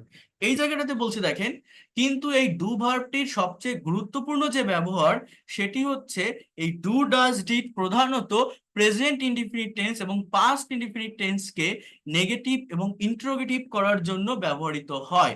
আমরা জানি যে টেন্স এর 12 ধরনের স্ট্রাকচার আছে। আমরা যখন প্রতিটা স্ট্রাকচার দিয়ে সেন্টেন্স বা বাক্য তৈরি করি তখন দেখি এই 12 ধরনের স্ট্রাকচারের ভিতরে শুধুমাত্র প্রেজেন্ট ইনডিফিনিট এবং পাস্ট ইনডিফিনিট টেন্সের সাথে কোনো অক্সিলারি ভার্ব থাকে না, অন্য 10টিতে অক্সিলারি ভার্ব থাকে। এছাড়া আমরা আরো একটা বিষয় জানি, যদি কোনো সেন্টেন্সকে অ্যাফার্মেটিভ থেকে নেগেটিভ করতে হয় তাহলে সেই সেন্টেন্সের ভিতরে যে অক্সিলারি ভার্ব থাকে শুধুমাত্র সেই ভার্বের সাথে যদি নট বসিয়ে দিই তাহলে সেন্টেন্স নেগেটিভ হবে। অর্থাৎ আপনাদের কারো মনে আছে কিনা, আমি আপনাদেরকে যখন টেন্সের ক্লাস নিয়েছিলাম, অর্থাৎ থার্ড ফ্রি লাইফ ক্লাসটা আমি নিয়েছিলাম, সেই জায়গাটাতে আমি বলছিলাম যে for making any kinds of negative or interrogative sentences আপনার মেইনলি কি করতে হবে, আমার ইংলিশ ল্যাঙ্গুয়েজে টোটাল টেন্সের স্ট্রাকচার হচ্ছে 12টা। এই 12টা টেন্সের স্ট্রাকচারের ভিতর 10টাতেই অক্সিলারি ভার্ব থাকে অ্যাফার্মেটিভ সেন্টেন্স বা মেইন সেন্টেন্সে। কয়টা টেন্সের স্ট্রাকচার আছে টোটাল ইংলিশ ল্যাঙ্গুয়েজে? 12টা টেন্সের। 12টা টেন্সের ভিতরে 10টাতেই অক্সিলারি ভার্ব থাকে। অর্থাৎ যে কোনো সেন্টেন্সকে নেগেটিভ করতে গেলে আপনি যদি অক্সিলারি ভার্বের সাথে নট ইউজ করেন তাহলে সেন্টেন্সটা নেগেটিভ হবে। অক্সিলারি ভার্ব যদি সাবজেক্টের আগে আনেন তাহলে সেন্টেন্স ইন্ট্রোগেটিভ হবে। দুইটা জায়গায় থাকে না, সেটা হচ্ছে প্রেজেন্ট ইনডিফিনিট টেন্স এবং পাস্ট ইনডিফিনিট টেন্স, এই দুইটা জায়গায় কোনো অক্সিলারি ভার্ব থাকে না। এই জায়গাটাতে মূলত একটা সেন্টেন্সকে নেগেটিভ বা ইন্ট্রোগেটিভ করতে গেলে আমাদের যে কাজটা করতে হয় সেটা হচ্ছে ডু ডাজ ডিড এর সাহায্য করতে হয়। অর্থাৎ সব সেন্টেন্সের অ্যাফার্মেটিভেই মেইন ভার্ব মানে অক্সিলারি ভার্ব থাকে। মানে কি, একটু যদি এই জায়গাটা দেখেন, জাস্ট ওয়েট এ মিনিট, একটু যদি এই জায়গাটা দেখেন যে আম ইটিং রাইস, আমি ভাত খাচ্ছি। আম নট ইটিং রাইস, আমি ভাত খাচ্ছি না। হ্যাঁ, হি ইজ প্লেইং ফুটবল, সে ফুটবল খেলছে। He is not playing football, সে ফুটবল খেলছে না। দে আর ওয়াচিং টিভি, তারা টিভি দেখছে। They are not watching TV, তারা টিভি দেখছে না। You are driving a car, তুমি একটা গাড়ি চালাচ্ছ। এগুলো নেগেটিভ করে দেখেন কত সহজ, আমার মেইন বা অ্যাফার্মেটিভ সেন্টেন্সে কিন্তু অক্সিলারি ভার্ব আছে। So you are driving a car, তুমি একটা গাড়ি চালাচ্ছ। You are not driving a car, তুমি গাড়ি চালাচ্ছ না। Rahim has completed his work, Rahim তার কাজ সম্পন্ন করেছে। Rahim has not completed his work, Rahim তার কাজ সম্পন্ন করেনি। I have eaten my dinner, আমি আমার ডিনার করেছি। I have not eaten my dinner, আমি ডিনার করিনি। He has finished his homework, সে তার হোমওয়ার্ক গুলো সম্পন্ন করেছে। He has not finished his homework, সে তার হোমওয়ার্ক করেনি। দে ওয়ার প্লেইং ফুটবল, তারা ফুটবল খেলছিল অর্থাৎ খেলিতেছিল। They were not playing football, তারা ফুটবল খেলছিল না। অর্থাৎ এই যে জায়গাটা, আমার অক্সিলারি ভার্ব আছে, আমি নট বসিয়েছি।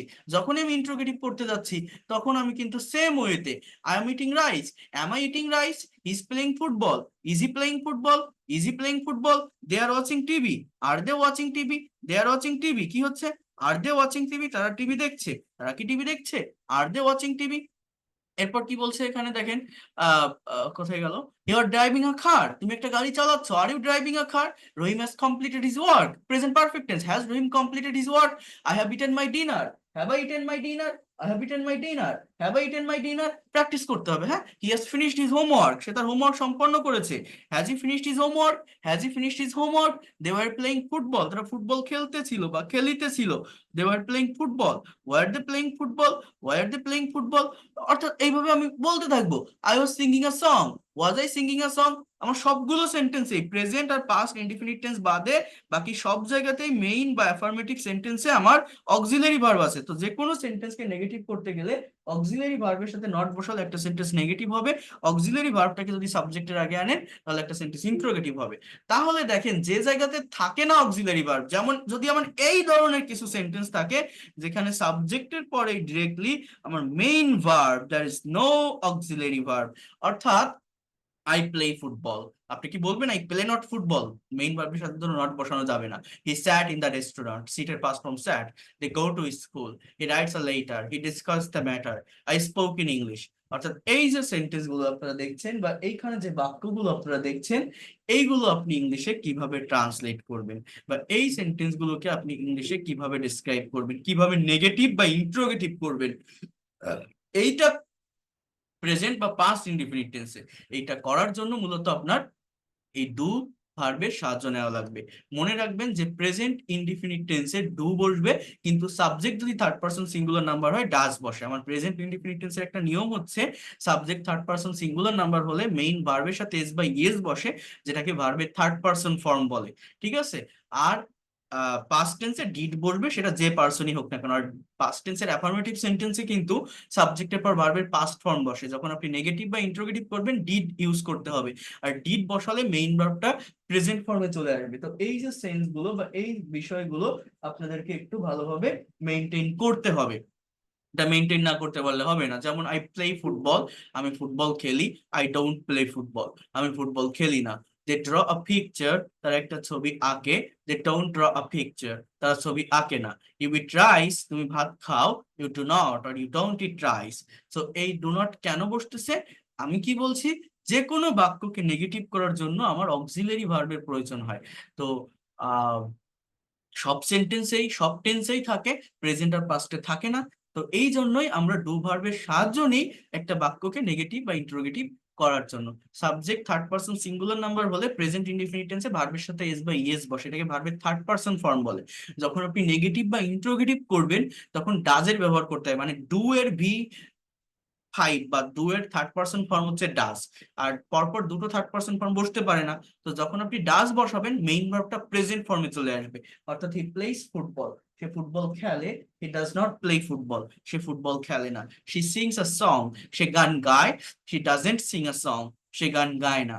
রহিম ড্রস আ পিকচার, রহিম একটা ছবি আঁকে। Rahim does not draw a picture, Rahim ছবি আঁকে না। এইবার দেখেন ওই যে বাক্যটার কথা বলছিলাম, it has a red colour, it doesn't have a red colour. এই জিনিসটা কেন হলো? আমরা কি বলতে পারি বা আমরা কি জানি? এখানে ড্রস আছে, ডাজ নট ড্র। সিংস আছে, ডাজ নট সিং। প্লেস আছে, does not play. But has a red colour বা হ্যাজও বা কেন বসলো? আর ডাজেন্ট হ্যাভই বা কেন বসলো? এই যে জায়গাগুলো, এই জায়গাগুলো আমরা একটু কাভার করার চেষ্টা করব, বোঝার চেষ্টা করব। তার আগে আমরা এগুলো একটু কাভার করে ফেলি। দেখেন ইন্টারোগেটিভে লেখা আছে I play football, do I play football, they draw picture. ডেটা থার্ড পারসন, বাট এটা third person plural not singular, এই জন্য কিন্তু ডু আছে।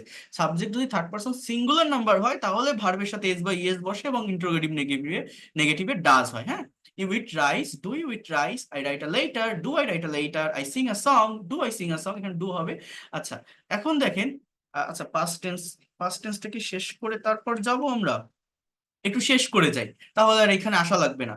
সবাই একটু বোঝেন, তারপরে আমি ওই জায়গাটাতে আলোচনা করতেছি, ওই জায়গাগুলো নিয়ে বা বিষয়গুলো নিয়ে আমি ডিসক্রাইব করতেছি। আমরা এটা একটু শেষ করি। দেখেন পাস্ট টেন্সের ক্ষেত্রে আমার মূলত ডিডের ব্যবহার হয়, সেটা যে পার্সনই হোক না কেন ডিড বসবে। বাট পাস্ট টেন্সের মেইন বা অ্যাফার্মেটিভ সেন্টেন্সের স্ট্রাকচার কি? সাবজেক্ট প্লাস ভি টু, অর্থাৎ ভার্বের past form plus object. But আপনি যখন নেগেটিভ করবেন ডিড ব্যবহার করবেন। ডিড কি?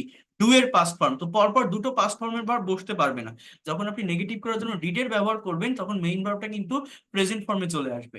যখন এই do does did auxiliary verb হিসেবে বলবে তখন কিন্তু এদের কোনো মানে থাকবে না, দেয়ার ইজ নো মিনিং। এই যে এদের মানে যে আহ, করা, এই করা অর্থটা কিন্তু ওরা দিবে না। আর ইন্ট্রোগেটিভে কি হবে? Did plus subject plus main ভার্বের প্রেজেন্ট ফর্ম। যেমন দেখেন আই প্লেড ফুটবল, আমি ফুটবল খেলেছিলাম। আই ডিডেন্ট প্লে ফুটবল, আমি ফুটবল খেলিনি। I didn't play football. আমি কি ফুটবল খেলেছিলাম? Did I play football? Did I play football? Did I play football? I ate rice, আমি ভাত খেয়েছিলাম। আই ডিডেন্ট ইট রাইস, আমি ভাত খাইনি। ডিড আই ইট রাইস, আমি কি ভাত খেয়েছিলাম? ডিড আই ইট রাইস, আমি কি ভাত খেয়েছিলাম? আই স্পোক ইন ইংলিশ, আমি ইংরেজি বলেছিলাম। I didn't speak in English, আমি ইংরেজি বলিনি। Did I speak in English, আমি কি ইংরেজি বলেছিলাম? Did I speak in English, আমি কি ইংরেজি বলেছিলাম? আই মেট হিম, দেখেন এম ডাবল ইটি, মিটের past form met, M E T. স্পিকের পাস্ট ফর্ম স্পোক, ইটের পাস্ট ফর্ম কি? এট। তো মেইন সেন্টেন্স বা অ্যাফার্মেটিভ সেন্টেন্সে সাবজেক্টের পরে ভি টু, অর্থাৎ ভার্বের পাস্ট ফর্ম বসে কিন্তু পাস্ট ইনডিফিনিট টেন্স। এটা এখন দেখেন, আমি এটা দেখানোর পরে এই বিষয়গুলো দিয়ে আমি একটা কনভারসেশন আপনাদের প্র্যাকটিস করাবো। আপনারা লাস্ট পর্যন্ত থাকার চেষ্টা করবেন, তাহলে আমি একটা কনভারসেশন প্র্যাকটিস করাবো। দেখেন he drew a picture, draw এর পাস্ট ফর্ম কি? ডিউ। সে একটা ছবি এঁকেছিল। He didn't draw a picture, সে ছবি আঁকেনি। Did he draw a picture, সে কি ছবি এঁকেছিল? যখন আপনি নেগেটিভ ইন্টারোগেটিভ মানে এটাকে আরো ট্রান্সফর্ম করবেন, সেটা কিভাবে করতে পারেন? এই দেখেন হি ডিউ আ পিকচার, সে একটা ছবি এঁকেছিল। হি ডিডেন্ট, ডিড বসালে মেইন ভার্বটা প্রেজেন্ট ফর্মে চলে আসবে, আর পাস্ট ফর্ম থাকবে না। বাট অ্যাফার্মেটিভে পাস্ট ফর্মে থাকবে। He didn't draw a picture, সে ছবি আঁকেনি। Did he draw a picture, সে কি ছবি এঁকেছিল? Didn't he draw a picture, সে কি ছবি আঁকেনি। Where did he draw a picture, সে কোথায় ছবি এঁকেছিল? Why didn't he draw a picture? সে কেন ছবি আঁকেনি? When did he draw a picture? সে কখন ছবি এঁকেছিল? You wrote a letter. wrote car past form? write এর। তাহলে তুমি একটা চিঠি, বাংলাটা কি? তুমি একটা চিঠি লিখেছিলে। You wrote a letter. You didn't write a letter. তুমি চিঠি লেখোনি। Did you write a letter? তুমি কি একটা চিঠি লিখেছিলে? Didn't you write a letter? তুমি কি চিঠি লেখোনি? Why didn't you write a letter? তুমি কেন চিঠি লেখোনি? When did you write a letter? তুমি কখন চিঠি লিখেছিলে? তুমি কখন চিঠি লিখেছিলে? দেখেন, দে ড্রোভ এ কার, তারা একটা গাড়ি চালিয়েছিল। দে ডিডন্ট ড্রাইভ আ কার, তারা গাড়ি চালায়নি। ডিড দে ড্রাইভ আ কার, তারা কি গাড়ি চালিয়েছিল? ডিডন্ট দে ড্রাইভ আ কার, তারা কি গাড়ি চালায়নি। Where did they drive a car, তারা কোথায় গাড়ি চালিয়েছিল। Why did they drive a car, তারা কেন গাড়ি চালিয়েছিল। When did they drive a car, তারা কখন গাড়ি চালিয়েছিল। When did they drive a car, why didn't they drive a car, তারা কেন গাড়ি চালায়নি। সেইভাবে সেন্টেন্সকে ট্রান্সফর্ম করতে হবে, সেন্টেন্সকে ভাঙতে হবে। এই ভাঙাটা আমাদের শিখতে হবে কিন্তু। আচ্ছা, এইবার দেখেন আমি একটু ওই জায়গাটাতে আসি, আমি একটু জায়গাটা ক্লিয়ার করি কোথায় যেন এখানে সেন্টেন্স লিখতেছিলাম। এই জায়গায় দেখেন, আমি যদি মনে করেন এরকম একটা সেন্টেন্স বা বাক্য আপনাদেরকে বলি, জাস্ট একটু ওয়েট করেন তো। এরকম একটা সেন্টেন্স বা বাক্য যদি আমি আপনাদেরকে বলি, সেটা হচ্ছে হিয়ার ইউ ক্যান সি, ওই এই যে এই জায়গায় বোঝেন, আমি যদি বলি যে হি হ্যাজ আ কার, তার একটা গাড়ি আছে, এইটা কোন টেন্সের সেন্টেন্স? কথাটা একটু মনোযোগ দিয়ে বুঝবেন। আমরা হ্যাভ হ্যাজ দেখলেই মনে করি যে পারফেক্ট টেন্স মনে হয়। এটা কি কোনো প্রেজেন্ট পারফেক্ট টেন্স? এই হ্যাজটা কি জানেন? এই যে হ্যাভ ভার্বের এই থার্ড পারসন ফর্ম হচ্ছে হ্যাজ। অর্থাৎ এই সেন্টেন্সটার বাংলা অর্থ কি? তার একটা গাড়ি আছে। বা আমি যদি বলি যে হি হ্যাড আ কার, এই সেন্টেন্সটার বাংলা অর্থ কি? এই হ্যাভ এর সেকেন্ড ফর্ম হচ্ছে হ্যাড, অর্থাৎ তার একটা গাড়ি ছিল। অর্থাৎ এটা কিন্তু present indefinite tense. Subject third person থাকার কারণে আমার প্রত্যেকটা সেন্টেন্সে সাবজেক্ট যদি থার্ড পারসন সিঙ্গুলার নাম্বার থাকে, তাহলে ভার্বের সাথে এস বা ইএস যুক্ত হয় প্রেজেন্ট ইনডিফিনিট টেন্স, অর্থাৎ ভার্বের থার্ড পারসন ফর্ম বসে। কিন্তু দেখেন, কথাটা মনোযোগ দিয়ে বোঝেন, এই জায়গাটা কিন্তু অনেক কিছু বোঝার আছে। আমরা অনেকেই এই জায়গাগুলো সম্পর্কে ক্লিয়ার না, আপনাদের কনফিউশন ক্লিয়ার না। টাকা দিয়ে তো আর করছেন না, ফ্রি ক্লাস করছেন, এরপরে আর এরকম ফ্রি ক্লাস পাবেন না। আমার পেইড কোর্স শুরু হয়ে গেছে। তো যেটা আমি আপনাদেরকে বলছি, বোঝার চেষ্টা করেন। আমি যদি subject third person singular number হয়, ভার্বের সাথে এস বা ইএস বসে, এবং প্রতিটা ভার্বের এই যে ভি5 যেটা থার্ড পারসন ফর্ম কি দেখেন, গো এর third person goes, write writes, drive drives, draw draws. কিন্তু হ্যাভ এর থার্ড পারসন হ্যাজ। হ্যাভ এর থার্ড পারসনটা কিন্তু এরকম না, মানে এই হ্যাভস না, জিনিসটা বুঝতে হবে, হ্যাভস না, এটা কি হ্যাজ। অর্থাৎ subject third person singular number হলে আমার হ্যাজটা বসাতে হচ্ছে। তো এইটা হ্যাভ এর থার্ড পারসন। আবার এই ডু এর থার্ড পারসন কি? ডাস। তাহলে এখন একটু বোঝার চেষ্টা করেন, আমি যখন বলছি সে একটা গাড়ি চালায়, এখন আমি যদি বলি যে সে স্কুলে যায়, ইংলিশটা কি? হি গোজ। গো মানে যাওয়া, but subject third person singular number এবং প্রেজেন্ট ইনডিফিনিট টেন্স হওয়ার কারণে আমার এইটা বসাতে হচ্ছে, গোজ। অর্থাৎ হি গোজ টু স্কুল। এখন এই সেন্টেন্সটা নেগেটিভ আপনি কি করেন? হি ডু নট বলেন বা গোজ নট বলবেন? আমরা হি হ্যাজ এ কার, আমরা অনেকে এটাকে এইভাবে নেগেটিভ করি, হি has not a car. Has not কেন বসাবেন? এটা তো পারফেক্ট টেন্স না, এটা প্রেজেন্ট ইনডেফিনিট টেন্স। এই হি গোজ টু স্কুল, সে স্কুলে যায়, আপনি কি এটাকে হি গোজ নট টু স্কুল বলেন? আপনি যদি এটাকে গোজ নট টু স্কুল না বলেন, আপনি এটাকে হ্যাজ নট কেন বলবেন? হি হ্যাড এ কার, অনেকে বলে he had not a car, অর্থাৎ তার গাড়ি ছিল, তার গাড়ি ছিল না। হ্যাড নট কেন বসাবেন? আমি যদি বলি যে হি গো এর পাস্ট ফর্ম হচ্ছে ওয়েন, এই হ্যাভ এর পাস্ট ফর্ম যেমন হ্যাড, এই গো এর পাস্ট ফর্ম কি? এই ওয়েন। তাহলে আমি যদি বলি যে হি ওয়েন্ট টু স্কুল, এই সেন্টেন্সটার বাংলা অর্থ কি? সে স্কুলে গিয়েছিল। তো আপনি কি এটা নেগেটিভ এরকম লেখেন যে he went not to school, not to school? এটা নেগেটিভ আপনি কিভাবে লেখেন? এটা নেগেটিভ আপনি মূলত লেখেন এইভাবে যে হি ডিড নট। আমাদের নিয়ম এটা, পাস্ট ইনডিফিনিট টেন্সে নেগেটিভ করতে গেলে ডিড এর ব্যবহার করতে হয়। আর ডিড বসালে মেইন ভার্বটা, এই যে ওয়েন্ট লিখলাম, এই মেইন ভার্বটার পাস্ট ফর্মে থাকে না, যেহেতু ডিড একটা পাস্ট ফর্মের ভার্ব। এই যে ডিডটা কি? ডু এর পাস্ট ফর্ম। এই ওয়েন্টটা কি? গো এর পাস্ট ফর্ম। তো পরপর দুটো পাস্ট ফর্মের ভার্ব থাকবে না, তো ডিড বসালে মেইন ভার্বটা প্রেজেন্ট ফর্মে চলে আসবে, অর্থাৎ he didn't go to school. তাহলে হি হ্যাড নট এ কার কেন বসাবেন? আপনি তো এখানে গোজ নট বসান না, এটা কিভাবে বসান? যে সে স্কুলে যায়, তাহলে এটা নেগেটিভ কি? আমরা কিন্তু ডাজ বসাই এখানে। ডাজ কেন বসাই? Subject third person singular number হওয়ার কারণে এই যে ডু এর যে থার্ড পারসন ফর্ম, মানে ডু এর সাথে এস বাই এস ডাজ, এটা বসাই। তাহলে ডাজ ও থার্ড পারসন ফর্ম, গোজ ও থার্ড পারসন ফর্ম, মানে ভি5। তো পরপর দুটো থার্ড পারসন ফর্ম বসবে না, অর্থাৎ ডাজ বসলে আমার প্রথমটাতে গোজ থাকবে, ঠিক আছে, বাট ডাজ বসালে মেইন ভার্বটা কিন্তু আমার প্রেজেন্ট ফর্মে চলে আসবে। অর্থাৎ he doesn't go to school, আমার এই ফর্মটা হয়ে যায়, তাই না? এটা হয় কি না, he doesn't go to school. আচ্ছা, যখন আমার এই ফর্মটা হয়ে যাচ্ছে, একটু বোঝার চেষ্টা করেন, যখন আমার এই ফর্মটা হয়ে যাচ্ছে, তাহলে হি হ্যাজ আ কার, এই হ্যাজটা কি, হ্যাভ এর থার্ড পারসন, তাহলে এটা নেগেটিভ আমি হ্যাজ নট কেন দিব? এটা নেগেটিভ আমি কি বলবো, আমার হি ডাজ বসাতে হবে, যেহেতু subject third person, third person singular number থাকার কারণে ডাজ ব্যবহার করতে হবে, তাহলে আমি এখানে ডাজ বসাবো। He doesn't, he does not. আর ডাজ যখন আমি বসাবো, ডাজও থার্ড পারসন, হ্যাজও থার্ড পারসন, তো পরপর দুটো থার্ড পারসন কি বসতে পারে না? তাহলে ডাজ বসালে এই হ্যাজটা কি হবে, প্রেজেন্ট ফর্মে চলে আসবে। যেমন যেমন গোসটা গো হয়ে গেছে, ওয়েনটা গো হয়ে গেছে, তাহলে আমার এই ডাজটা কি হবে, ডাজেন্ট, আমি এখানে গো টু স্কুল দিব, অর্থাৎ প্রেজেন্ট ফর্মে চলে আসবে। তো এই জন্য বলছি যে শুধু টেন্স শিখে ভার্বের ফর্ম, আমরা তিনটা ভার্বের ফর্ম জানি, প্রেজেন্ট, পাস্ট আর পাস্ট পার্টিসিপল, বাকি দুইটা টেন্স শেখার সাথে সাথে হয়ে যায়, যে subject third person singular number হলে ভার্বের সাথে এস বা ইয়েস বসে। কিন্তু হ্যাবের ক্ষেত্রে কিন্তু সেটা না, হ্যাবের থার্ড পারসন কিন্তু হ্যাভস না, হ্যাজ। তো এই জন্য কিন্তু আমাদের এই থার্ড পারসন ফর্মটাও জানা উচিত, জানতে হবে। তো এই যে জিনিসগুলোকে আমি এক্সপ্লেন করলাম, এটা অ্যাটলিস্ট বোঝার জন্য হলেও এই বিষয়টা জানা উচিত। তাহলে হি হ্যাজ আ কার, এখানে আমি কি লিখবো, যে he doesn't have a car, he doesn't have a car, অর্থাৎ হ্যাজটার প্রেজেন্ট ফর্ম কি, হ্যাভ। আমার এই ধরনের সেন্টেন্স আপনারা সবসময় এইভাবে লিখবেন, কখনো হ্যাজ নট হ্যাড নট বসাবেন না, অর্থাৎ এই যে হি হ্যাড নট এ কার হবে না, আমার এখানে হি ডিড এর ব্যবহার করতে হবে, ডিড পাস্ট ফর্ম, আর এই হ্যাডও পাস্ট ফর্ম, তাহলে হ্যাডটা কি হবে, প্রেজেন্ট ফর্মে চলে আসবে, তাহলে তার গাড়ি ছিল, he had a car, he didn't have a car, তার গাড়ি ছিল না। Have not, has not, had not, এগুলো কখন হয়, যখন এই have has had auxiliary verb হিসেবে বসে।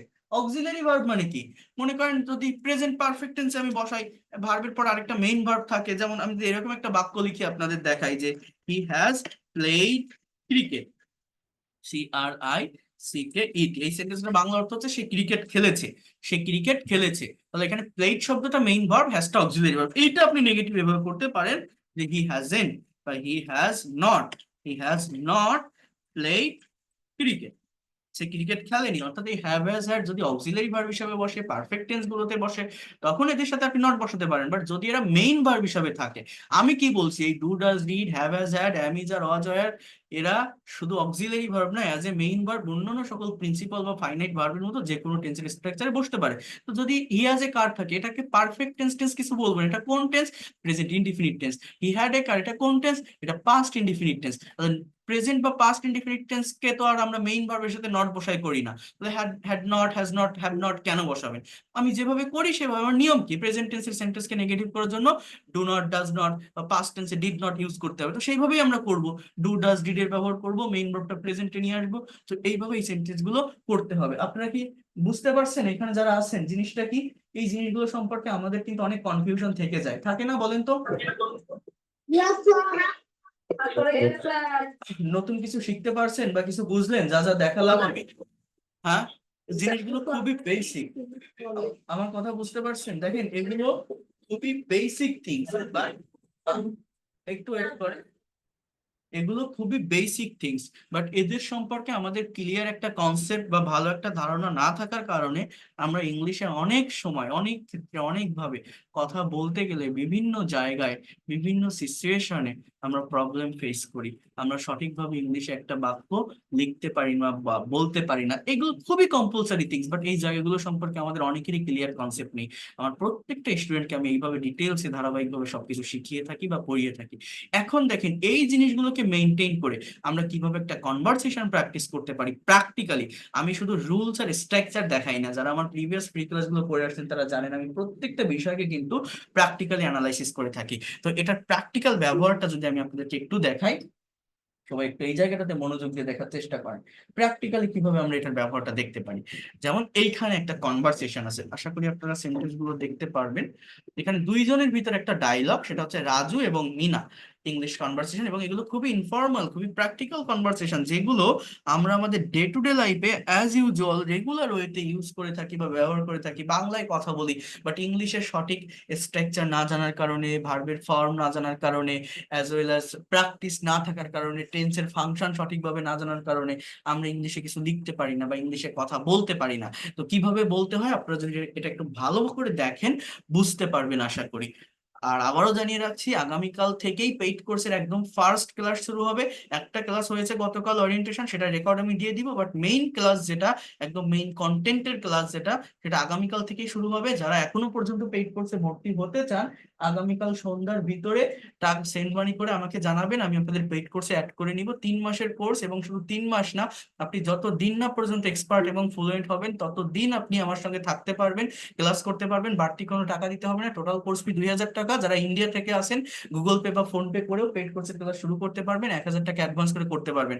আমি কিভাবে বোঝাই এটা তো আপনারা দেখছেন। যদি ইংলিশে প্রফেশনাল হতে চান, এক্সপার্ট হতে চান, যদি মনে করেন এই লোকটা পড়াতে পারে, বোঝাতে পারে, টেকনিক বল হয়তো শিখতে পারবো, তারা পেইড কোর্সটা করতে পারেন। আপনি ব্যর্থ হবেন না। উইদিন ভেরি শর্ট টাইম, খুব দ্রুত এই ল্যাঙ্গুয়েজটাকে আপনি আপনার অ্যাসেট বা সম্পদ হিসাবে নিতে পারবেন। যারা করতে চান আগামীকালকে ভিতরেই ভর্তি ভর্তি হবেন, তাহলে একদম ফার্স্ট থেকে ধারাবাহিকভাবে পেইড কোর্সে ক্লাস শুরু করতে পারবেন। আগামীকাল থেকে ফ্রি ক্লাসগুলো আর থাকবে না, এই লাইভ ক্লাসগুলো।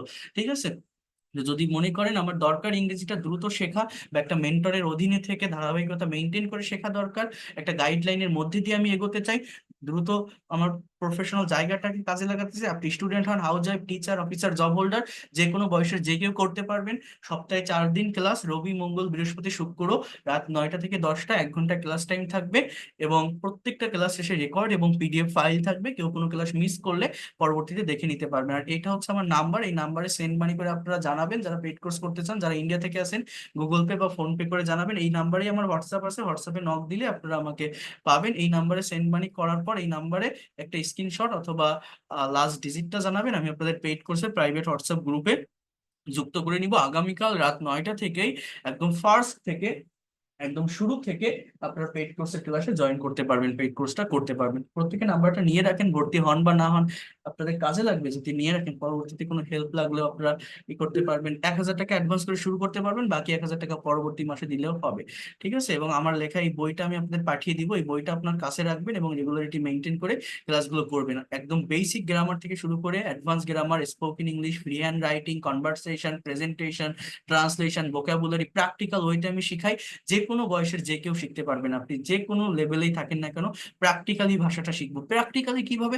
যেমন দেখেন এইখানে একটা কনভারসেশন আছে, আমরা এগুলো প্র্যাকটিস করি না।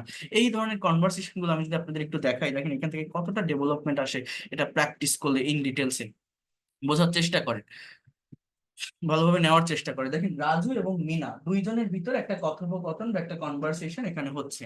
তো রাজু মিনাকে বলছে, তোমরা কি গত মাসে একটি পিকনিকের আয়োজন করেছিলে? আচ্ছা বলেন তো, এটা কোন টেন্সের সেন্টেন্স? আপনারাই বলেন, এটা কোন tense? You can say.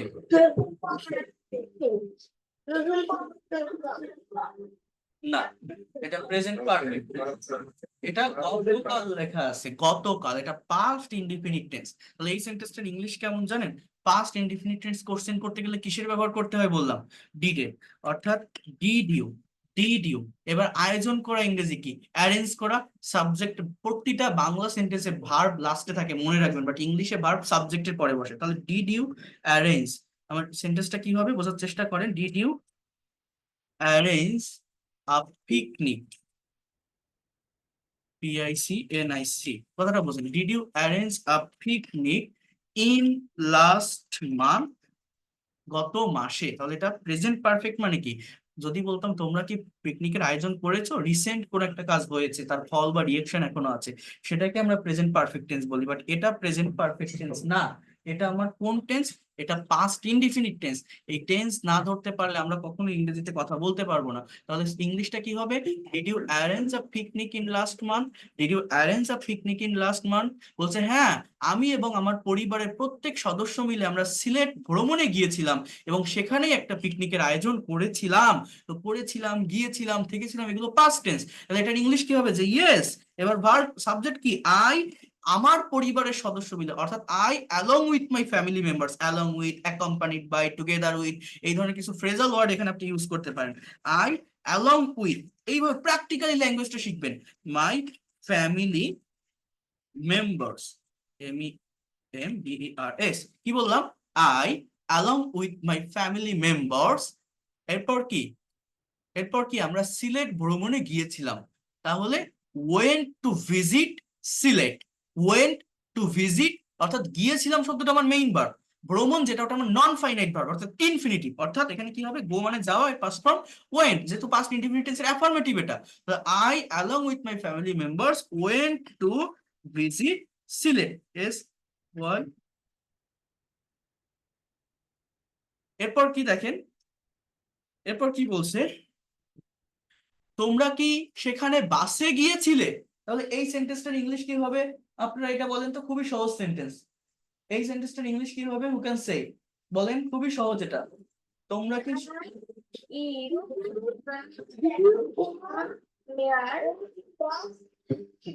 In না বাই হবে, কি হবে, did you go, past indefinite টেন্সের interrogative, did you go there by bus. তাহলে দেখছেন এই যে do verb be verb have verb দেখালাম, দেখছেন এই যে ডিডের ব্যবহার কত বেশি হয়।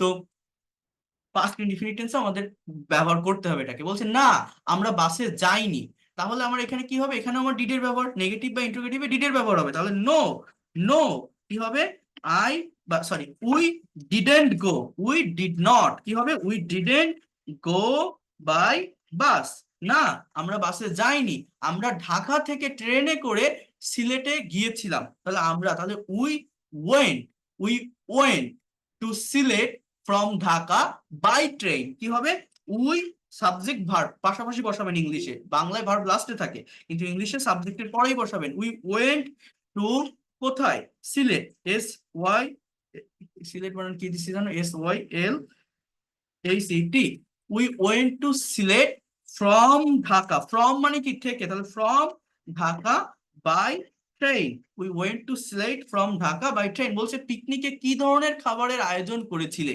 তাহলে what kinds of recipe did you arrange in the picnic, কি হবে বাংলাটা, পিকনিকে কি ধরনের খাবারের আয়োজন করেছিলে। বোঝেন আমরা বাংলা এই ধরনের সেন্টেন্স হওয়ার হামেশা বলি, একজন আরেকজনের সঙ্গে কথা বলি, বাট ইংলিশে একটা সেন্টেন্স আমরা সঠিকভাবে ট্রান্সলেট করতে পারি না, তাহলে এটা আমরা ইংলিশে কি লিখবো, কথাটা বোঝেন, যে what kind of menu, menu বলতে পারেন অথবা আপনি এখানে রেসিপিও বলতে পারেন, what kinds of recipes did you arrange, আয়োজন করা, A R N G, did you arrange in the picnic, in the picnic. এবার আপনি কি বলতে পারেন, দেখেন বলছে আমরা পোলাও, রোস্ট এবং বিরিয়ানি রান্না করেছিলাম, তাহলে সাবজেক্ট কি, উই, ভার্ব কি, রান্না করা, তাহলে উই কুকড, সাবজেক্টের পর ভার্বের কিন্তু কোন ফর্ম হবে, পাস্ট ফর্ম, তাহলে উই কুকড আমরা রান্না করেছিলাম, এরপর এক্সটেনশনের অংশটা, উই কুক পোলাও, বিরিয়ানি, হ্যাঁ, এন্ড কি লেখা, রোস্ট, ওকে। এরপর বলছে এছাড়া কিছু সাংস্কৃতিক অনুষ্ঠানের আয়োজন করেছিলাম, অর্থাৎ বিসাইডস, বিসাইডস, হ্যাঁ, তাছাড়া, উই একটা সাবজেক্ট নেন, এবার ভার্ব নেন, আয়োজন করা ইংরেজি কি, অ্যারেঞ্জ, অর্থাৎ পাস্ট টেন্স, তাহলে সাবজেক্টের পর ভার্বের পাস্ট ফর্ম বলবে, we arrange some cultural program, some সাংস্কৃতিক অনুষ্ঠান ইংরেজি কি, CULTURAL, cultural program, we arrange some cultural program. এরপর কি বলছে দেখেন, যে কোন ধরনের, কোন ধরনের কোন ধরনের সাংস্কৃতিক অনুষ্ঠানের আয়োজন করেছিলেন, অর্থাৎ what kinds of cultural program did you arrange there, কি হবে, কোন ধরনের, তাহলে what types of or what kinds of, we can also say that, which types of বলতে পারেন, হোয়াট এর পরিবর্তে পারেন না, বিভিন্ন ওইটা একটা কথাকে বলা যায় প্রাফেস করে, সঠিকভাবে টাইমটাকে ঠিক রাখতে পারলে, হুইচ টাইপস অফ, দেখেন এই জিনিসগুলো যে আমি লিখতেছি এখন, একটু ওয়েট করেন আমি বলি,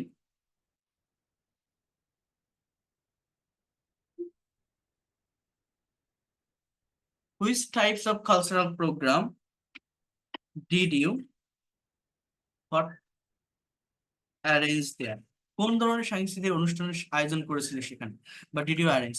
এখন দেখেন এই যে সেন্টেন্স গুলো আমি লিখতেছি, এগুলো আমি লিখবো না, আমি আপনারা যখন আমার পেইড করছে আসবেন, এই কাজগুলো আপনাদের দিয়ে করাবো। দেখেন একটা টিচার 1000টা ক্লাস নিলেও কোনো লাভ হয় না যদি না আপনি কাজ করেন, আপনার ব্রেন দিয়ে যদি আইডিয়া জেনারেট করেন, আপনার ব্রেইনে যদি ইংলিশে একটা এনভায়রনমেন্ট ক্রিয়েট না করেন, আপনার মুখ দিয়ে যদি কথা না বলেন। আমার পেইড কোর্সের বেনিফিট এইটাই, আমি স্টুডেন্টদেরকে দিয়ে কাজ করাই, তাদেরকে দিয়ে কথা বলাবো, তাদেরকে দিয়েই সবকিছু করাবো। সো এটা আপনাকেই করতে হবে। ইংলিশ একটা ল্যাঙ্গুয়েজ, এখানে টু ওয়ে কমিউনিকেশনটা খুবই দরকার। এই ফ্রি ক্লাস থেকে সেটা সম্ভব হয় না সবসময়।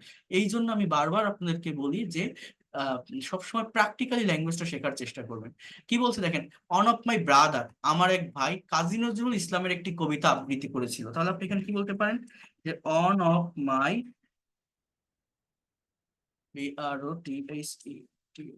On of my brother, brothers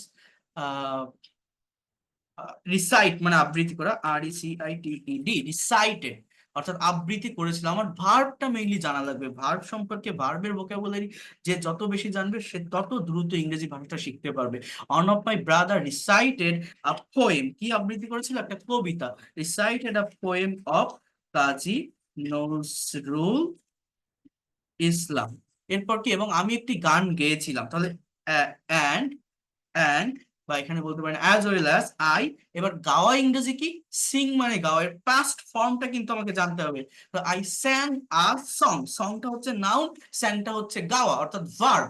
অর্থাৎ এই যে সাবজেক্টের পরে ভার্ব, ভার্বের পাস্ট ফর্ম, এটা যদি আপনি না জানেন এই ধরনের সেন্টেন্স গুলো কিন্তু আপনি ইংলিশে ট্রান্সলেট করতে হবে না, পারবেন না।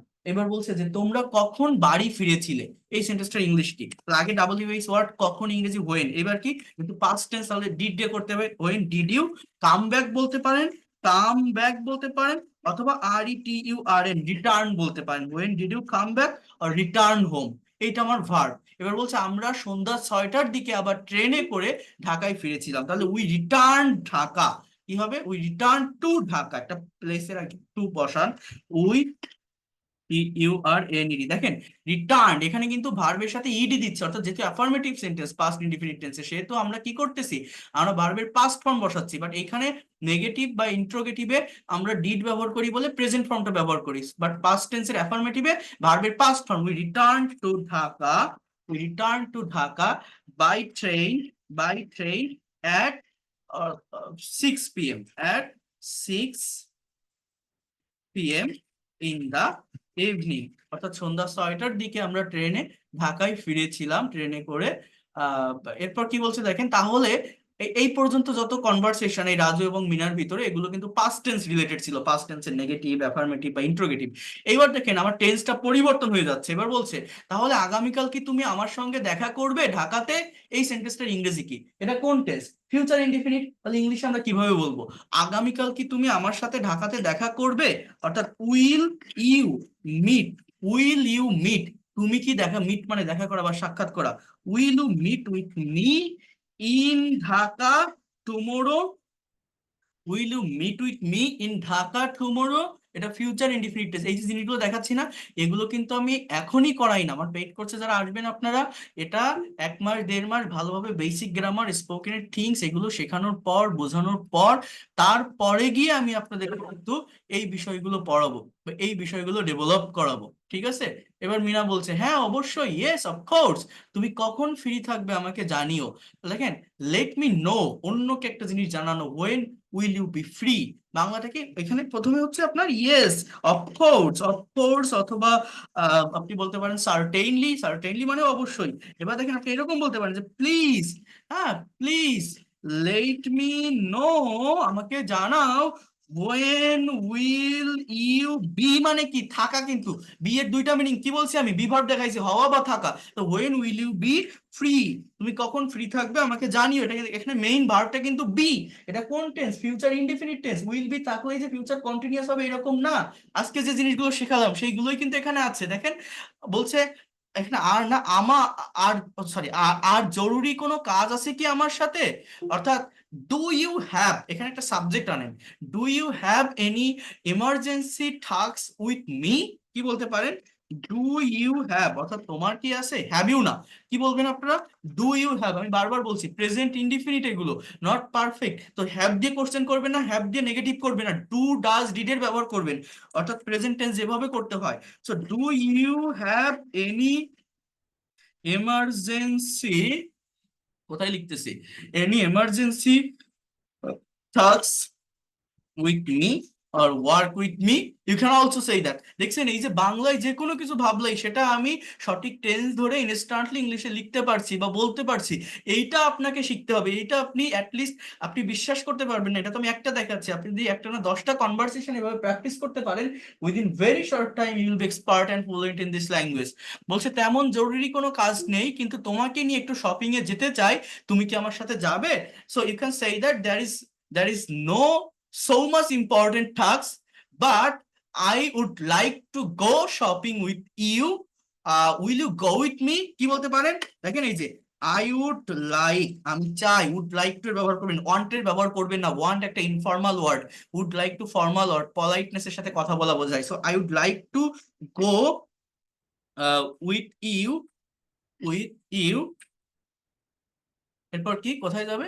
একটু শপিং এ যেতে চাই। So in shopping, I would like to go with you in shopping. Will you go with me? তুমি কি আমার সাথে যাবে? তাহলে আগে auxiliary verb, then subject, then main verb. So will you go with me? তুমি কি আমার সাথে যাবে? বলছে হ্যাঁ যাব, কিন্তু আমার তো আগামীকাল একটু বিমানবন্দরে যাওয়ার কথা। So yes, I will go, I will go. এবার কি বলতে পারেন দেখেন, কিন্তু আমার তো কোনো জায়গায় যাওয়ার কথা, করার কথা, এটা হচ্ছে সেমি মরাল ভার্ব সাপোজ টু এর ব্যবহার, যেটা আমি আপনাদের ফোর্থ ফ্রি লাইভ ক্লাসে দেখিয়েছিলাম। আপনাদের মনে থাকার কথা, আমি জানি না কারো মনে আছে কিনা। এখানে কি হবে যে I am suppose, I am suppose two go to airport today. I am supposed to go to the airport today. অর্থাৎ আমার তো আজ বিমানবন্দরে যাওয়ার কথা। I am supposed to go to the airport today. আমার তো বিমানবন্দরে যাওয়ার কথা। বোঝার চেষ্টা করেন। এরপর বলছে কি যে ওকে, যদি সময় পাও তাহলে এসো। So if you get time please come. আমি তোমার জন্য অপেক্ষা করব। I will wait for you. এখানে আরো অনেকগুলো কনভারসেশন আছে এই ধরনের বিভিন্ন টাইমের উপর মেনটেন করে করা। তো এই ধরনের প্র্যাকটিক্যাল কনভারসেশন যদি আপনারা সলভ করতে পারেন, এই ধরনের প্র্যাকটিক্যাল কনভারসেশন যদি আপনারা ডেভেলপ করতে পারেন, তাহলে অনেক দ্রুত এই ল্যাঙ্গুয়েজটা আপনারা শিখতে পারবেন, অনেক দ্রুত ইংরেজি ভাষাটাকে আপনারা ডেভেলপ করতে পারবেন। এতটুকু আমি আপনাদেরকে অ্যাসিওর করতে পারি। সো এটা আমাদের শিখতে হবে। আবারও বলছি, আগামীকাল থেকেই পেইড কোর্সের ফার্স্ট ক্লাস শুরু হবে। যারা করতে চান জানাবেন। আমি এখন আপনাদের আরেকটা জিনিস একটু বলবো, সেটা হচ্ছে স্পিকিং এর জায়গাটা নিয়ে একটু কথা বলবো। আর তার আগে এই জিনিসটা আমি ডিটেলস আপনাদের জানিয়ে দিই, যেটা আমি অলরেডি বলেছি, যারা ভর্তি হবেন এখনো পর্যন্ত, আগামীকাল থেকে আর ফ্রি ক্লাস থাকবে না। আমাদের এই কোর্সটা, অর্থাৎ আবারও বলছি, মেইন পারপাস থাকবে স্পোকেন ইংলিশ, বাট এর পাশাপাশি writing, basic grammar, vocabulary, advance grammar, presentation, বা যারা আইএলটিএস এর প্রিপারেশন নিচ্ছেন যে কেউ করতে পারবেন। প্রত্যেকটা ক্লাস আগামীকাল থেকে যে পেইড কোর্স গুলো হবে, 1 ঘন্টা থাকবে ক্লাসের ডিউরেশন, রাত 9টা থেকে 10টা, সপ্তাহে 4 দিন ক্লাস, রবি, মঙ্গল, বৃহস্পতি, শুক্র, 3 মাসের কোর্স। আমি আবারও বলছি, যদি রেগুলারিটি মেনটেন করেন 3 মাসের ভিতরে এক্সপার্ট এবং ফ্লুয়েন্ট হতে পারবেন। বাট যদি তার থেকেও বেশি সময় লাগে, আপনি সেটা নিতে পারবেন, তার জন্য আলাদা কোনো টাকা দিতে হবে না। 2000 টাকার ভিতরেই আপনি যত দিন না পর্যন্ত এক্সপার্ট এবং ফ্লুয়েন্ট হবেন, আপনি এখানে থাকতে পারবেন। এবং এই কোর্সটা আবারও বলছি, আপনি স্টুডেন্ট হন, হাউস ওয়াইফ হন, teachers, officers, job holder, freelancer বা ইমিগ্রান্ট, যে কেউ করতে পারবেন। এবং প্রত্যেকটা মেইন ব্যাচে, মানে স্পোকেন যখন আসবে, আমাদের 30 জন করে স্টুডেন্ট থাকবে। প্রত্যেকটা ব্যাচ সন্ধ্যা বা রাতে হয়, যাতে করে স্টুডেন্ট, চাকরিজীবী বা অন্য পেশার মানুষেরা সময় বের করে ক্লাসগুলো করতে পারে। প্রতিটা ক্লাস স্ক্রিন শেয়ার করে নেওয়া হয় ওয়ার্ড বা পাওয়ার পয়েন্ট স্লাইডের মাধ্যমে, এবং ক্লাস শেষে ক্লাস রেকর্ড এবং পিডিএফ ফাইল আমি দিয়ে দিই। ঠিক আছে?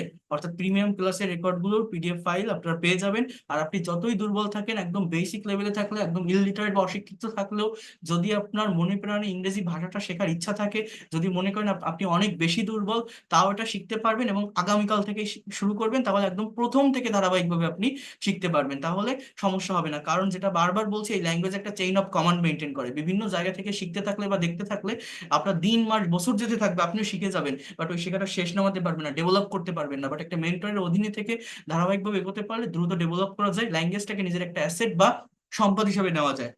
টোটাল 70টা ক্লাস থাকবে। ফার্স্টে 10টা ক্লাস থাকবে বেসিক গ্রামার এবং আহ, ইসের উপর, আপনার বেসিক গ্রামারের উপর, এবং এগুলো কম্পালসারি গ্রামাটিক্যাল টপিকস, যেগুলো কভার করলে আপনার ক্রিয়েটিভ পাওয়ারটা বাড়বে। ইনস্ট্যান্টলি আপনি একটা ভাইবা বা একটা প্রেজেন্টেশন ফেস করতে পারবেন, আপনার অফিসে, আপনার টিচারের সামনে, আপনার ইউনিভার্সিটিতে, অথবা ফ্রি হ্যান্ডে আপনি ইমেইল লিখতে চান, ব্লগ লিখতে চান, রিপোর্ট লিখতে চান, প্যারাগ্রাফ লিখতে চান, বা যারা আইএলটিএস এর প্রিপারেশন নিচ্ছেন তাদের জন্য এগুলো ইফেক্টিভ। এবং এই ক্লাসগুলো আগামীকাল থেকেই শুরু হবে, পেইড কোর্স আমার, ঠিক আছে? এবং এরপরে সিরিজ বাই সিরিজ প্রত্যেকটা ক্লাস হতে থাকবে, 30টা ক্লাস থাকবে স্পোকেন ইংলিশের উপর। ইংলিশে কথা বলার জন্য যা কিছু লাগে সেগুলো আপনারা এই ক্লাসগুলো থেকে বা এই জায়গাটা থেকে আপনারা পাবেন বা ডেভেলপ করতে পারবেন। অর্থাৎ whatever you think in Bengali you will be able to speak in English, tense, modal, semi modal, passive voice, whatever you need, যা কিছু লাগে সবকিছু আমি এখানে দেখাবো বা শেখাবো এবং এগুলো আপনাদেরকে শিখতে হবে। এরপর 40 থেকে 50 নম্বর ক্লাসগুলো হবে ফ্রি হ্যান্ড রাইটিং এবং অ্যাডভান্স লেভেলের গ্রামারের উপর, যেটা থেকে এই ল্যাঙ্গুয়েজটাকে আপনি আরো এক ধাপ ডেভেলপ করতে পারবেন। অর্থাৎ যারা রিটেন ইংলিশে দুর্বল, যারা রাইটিং এক্সপার্ট হতে পারেন, রাইটিং এর উপর 10টা মাস্টার্স ক্লাস আছে, যেমন তার ভিতরে একটা ক্লাস আমি আপনাদের ফ্রি লাইভ ক্লাসে নিয়েছিলাম। এইভাবে ধারাবাহিকতা মেনটেন করে এরপর 50 থেকে 70 নম্বর ক্লাসগুলো প্রতিদিন এই ক্লাসে বসে একটা করে কনভারসেশন প্র্যাকটিস, ট্রান্সলেশন এবং প্রেজেন্টেশন ক্লাস আমি নিতে থাকবো। অর্থাৎ সার্টেন টপিকের উপর কোশ্চেন থাকবে, অ্যান্সার থাকবে, কিভাবে উত্তর করতে হবে সেটা আমি দেখাবো।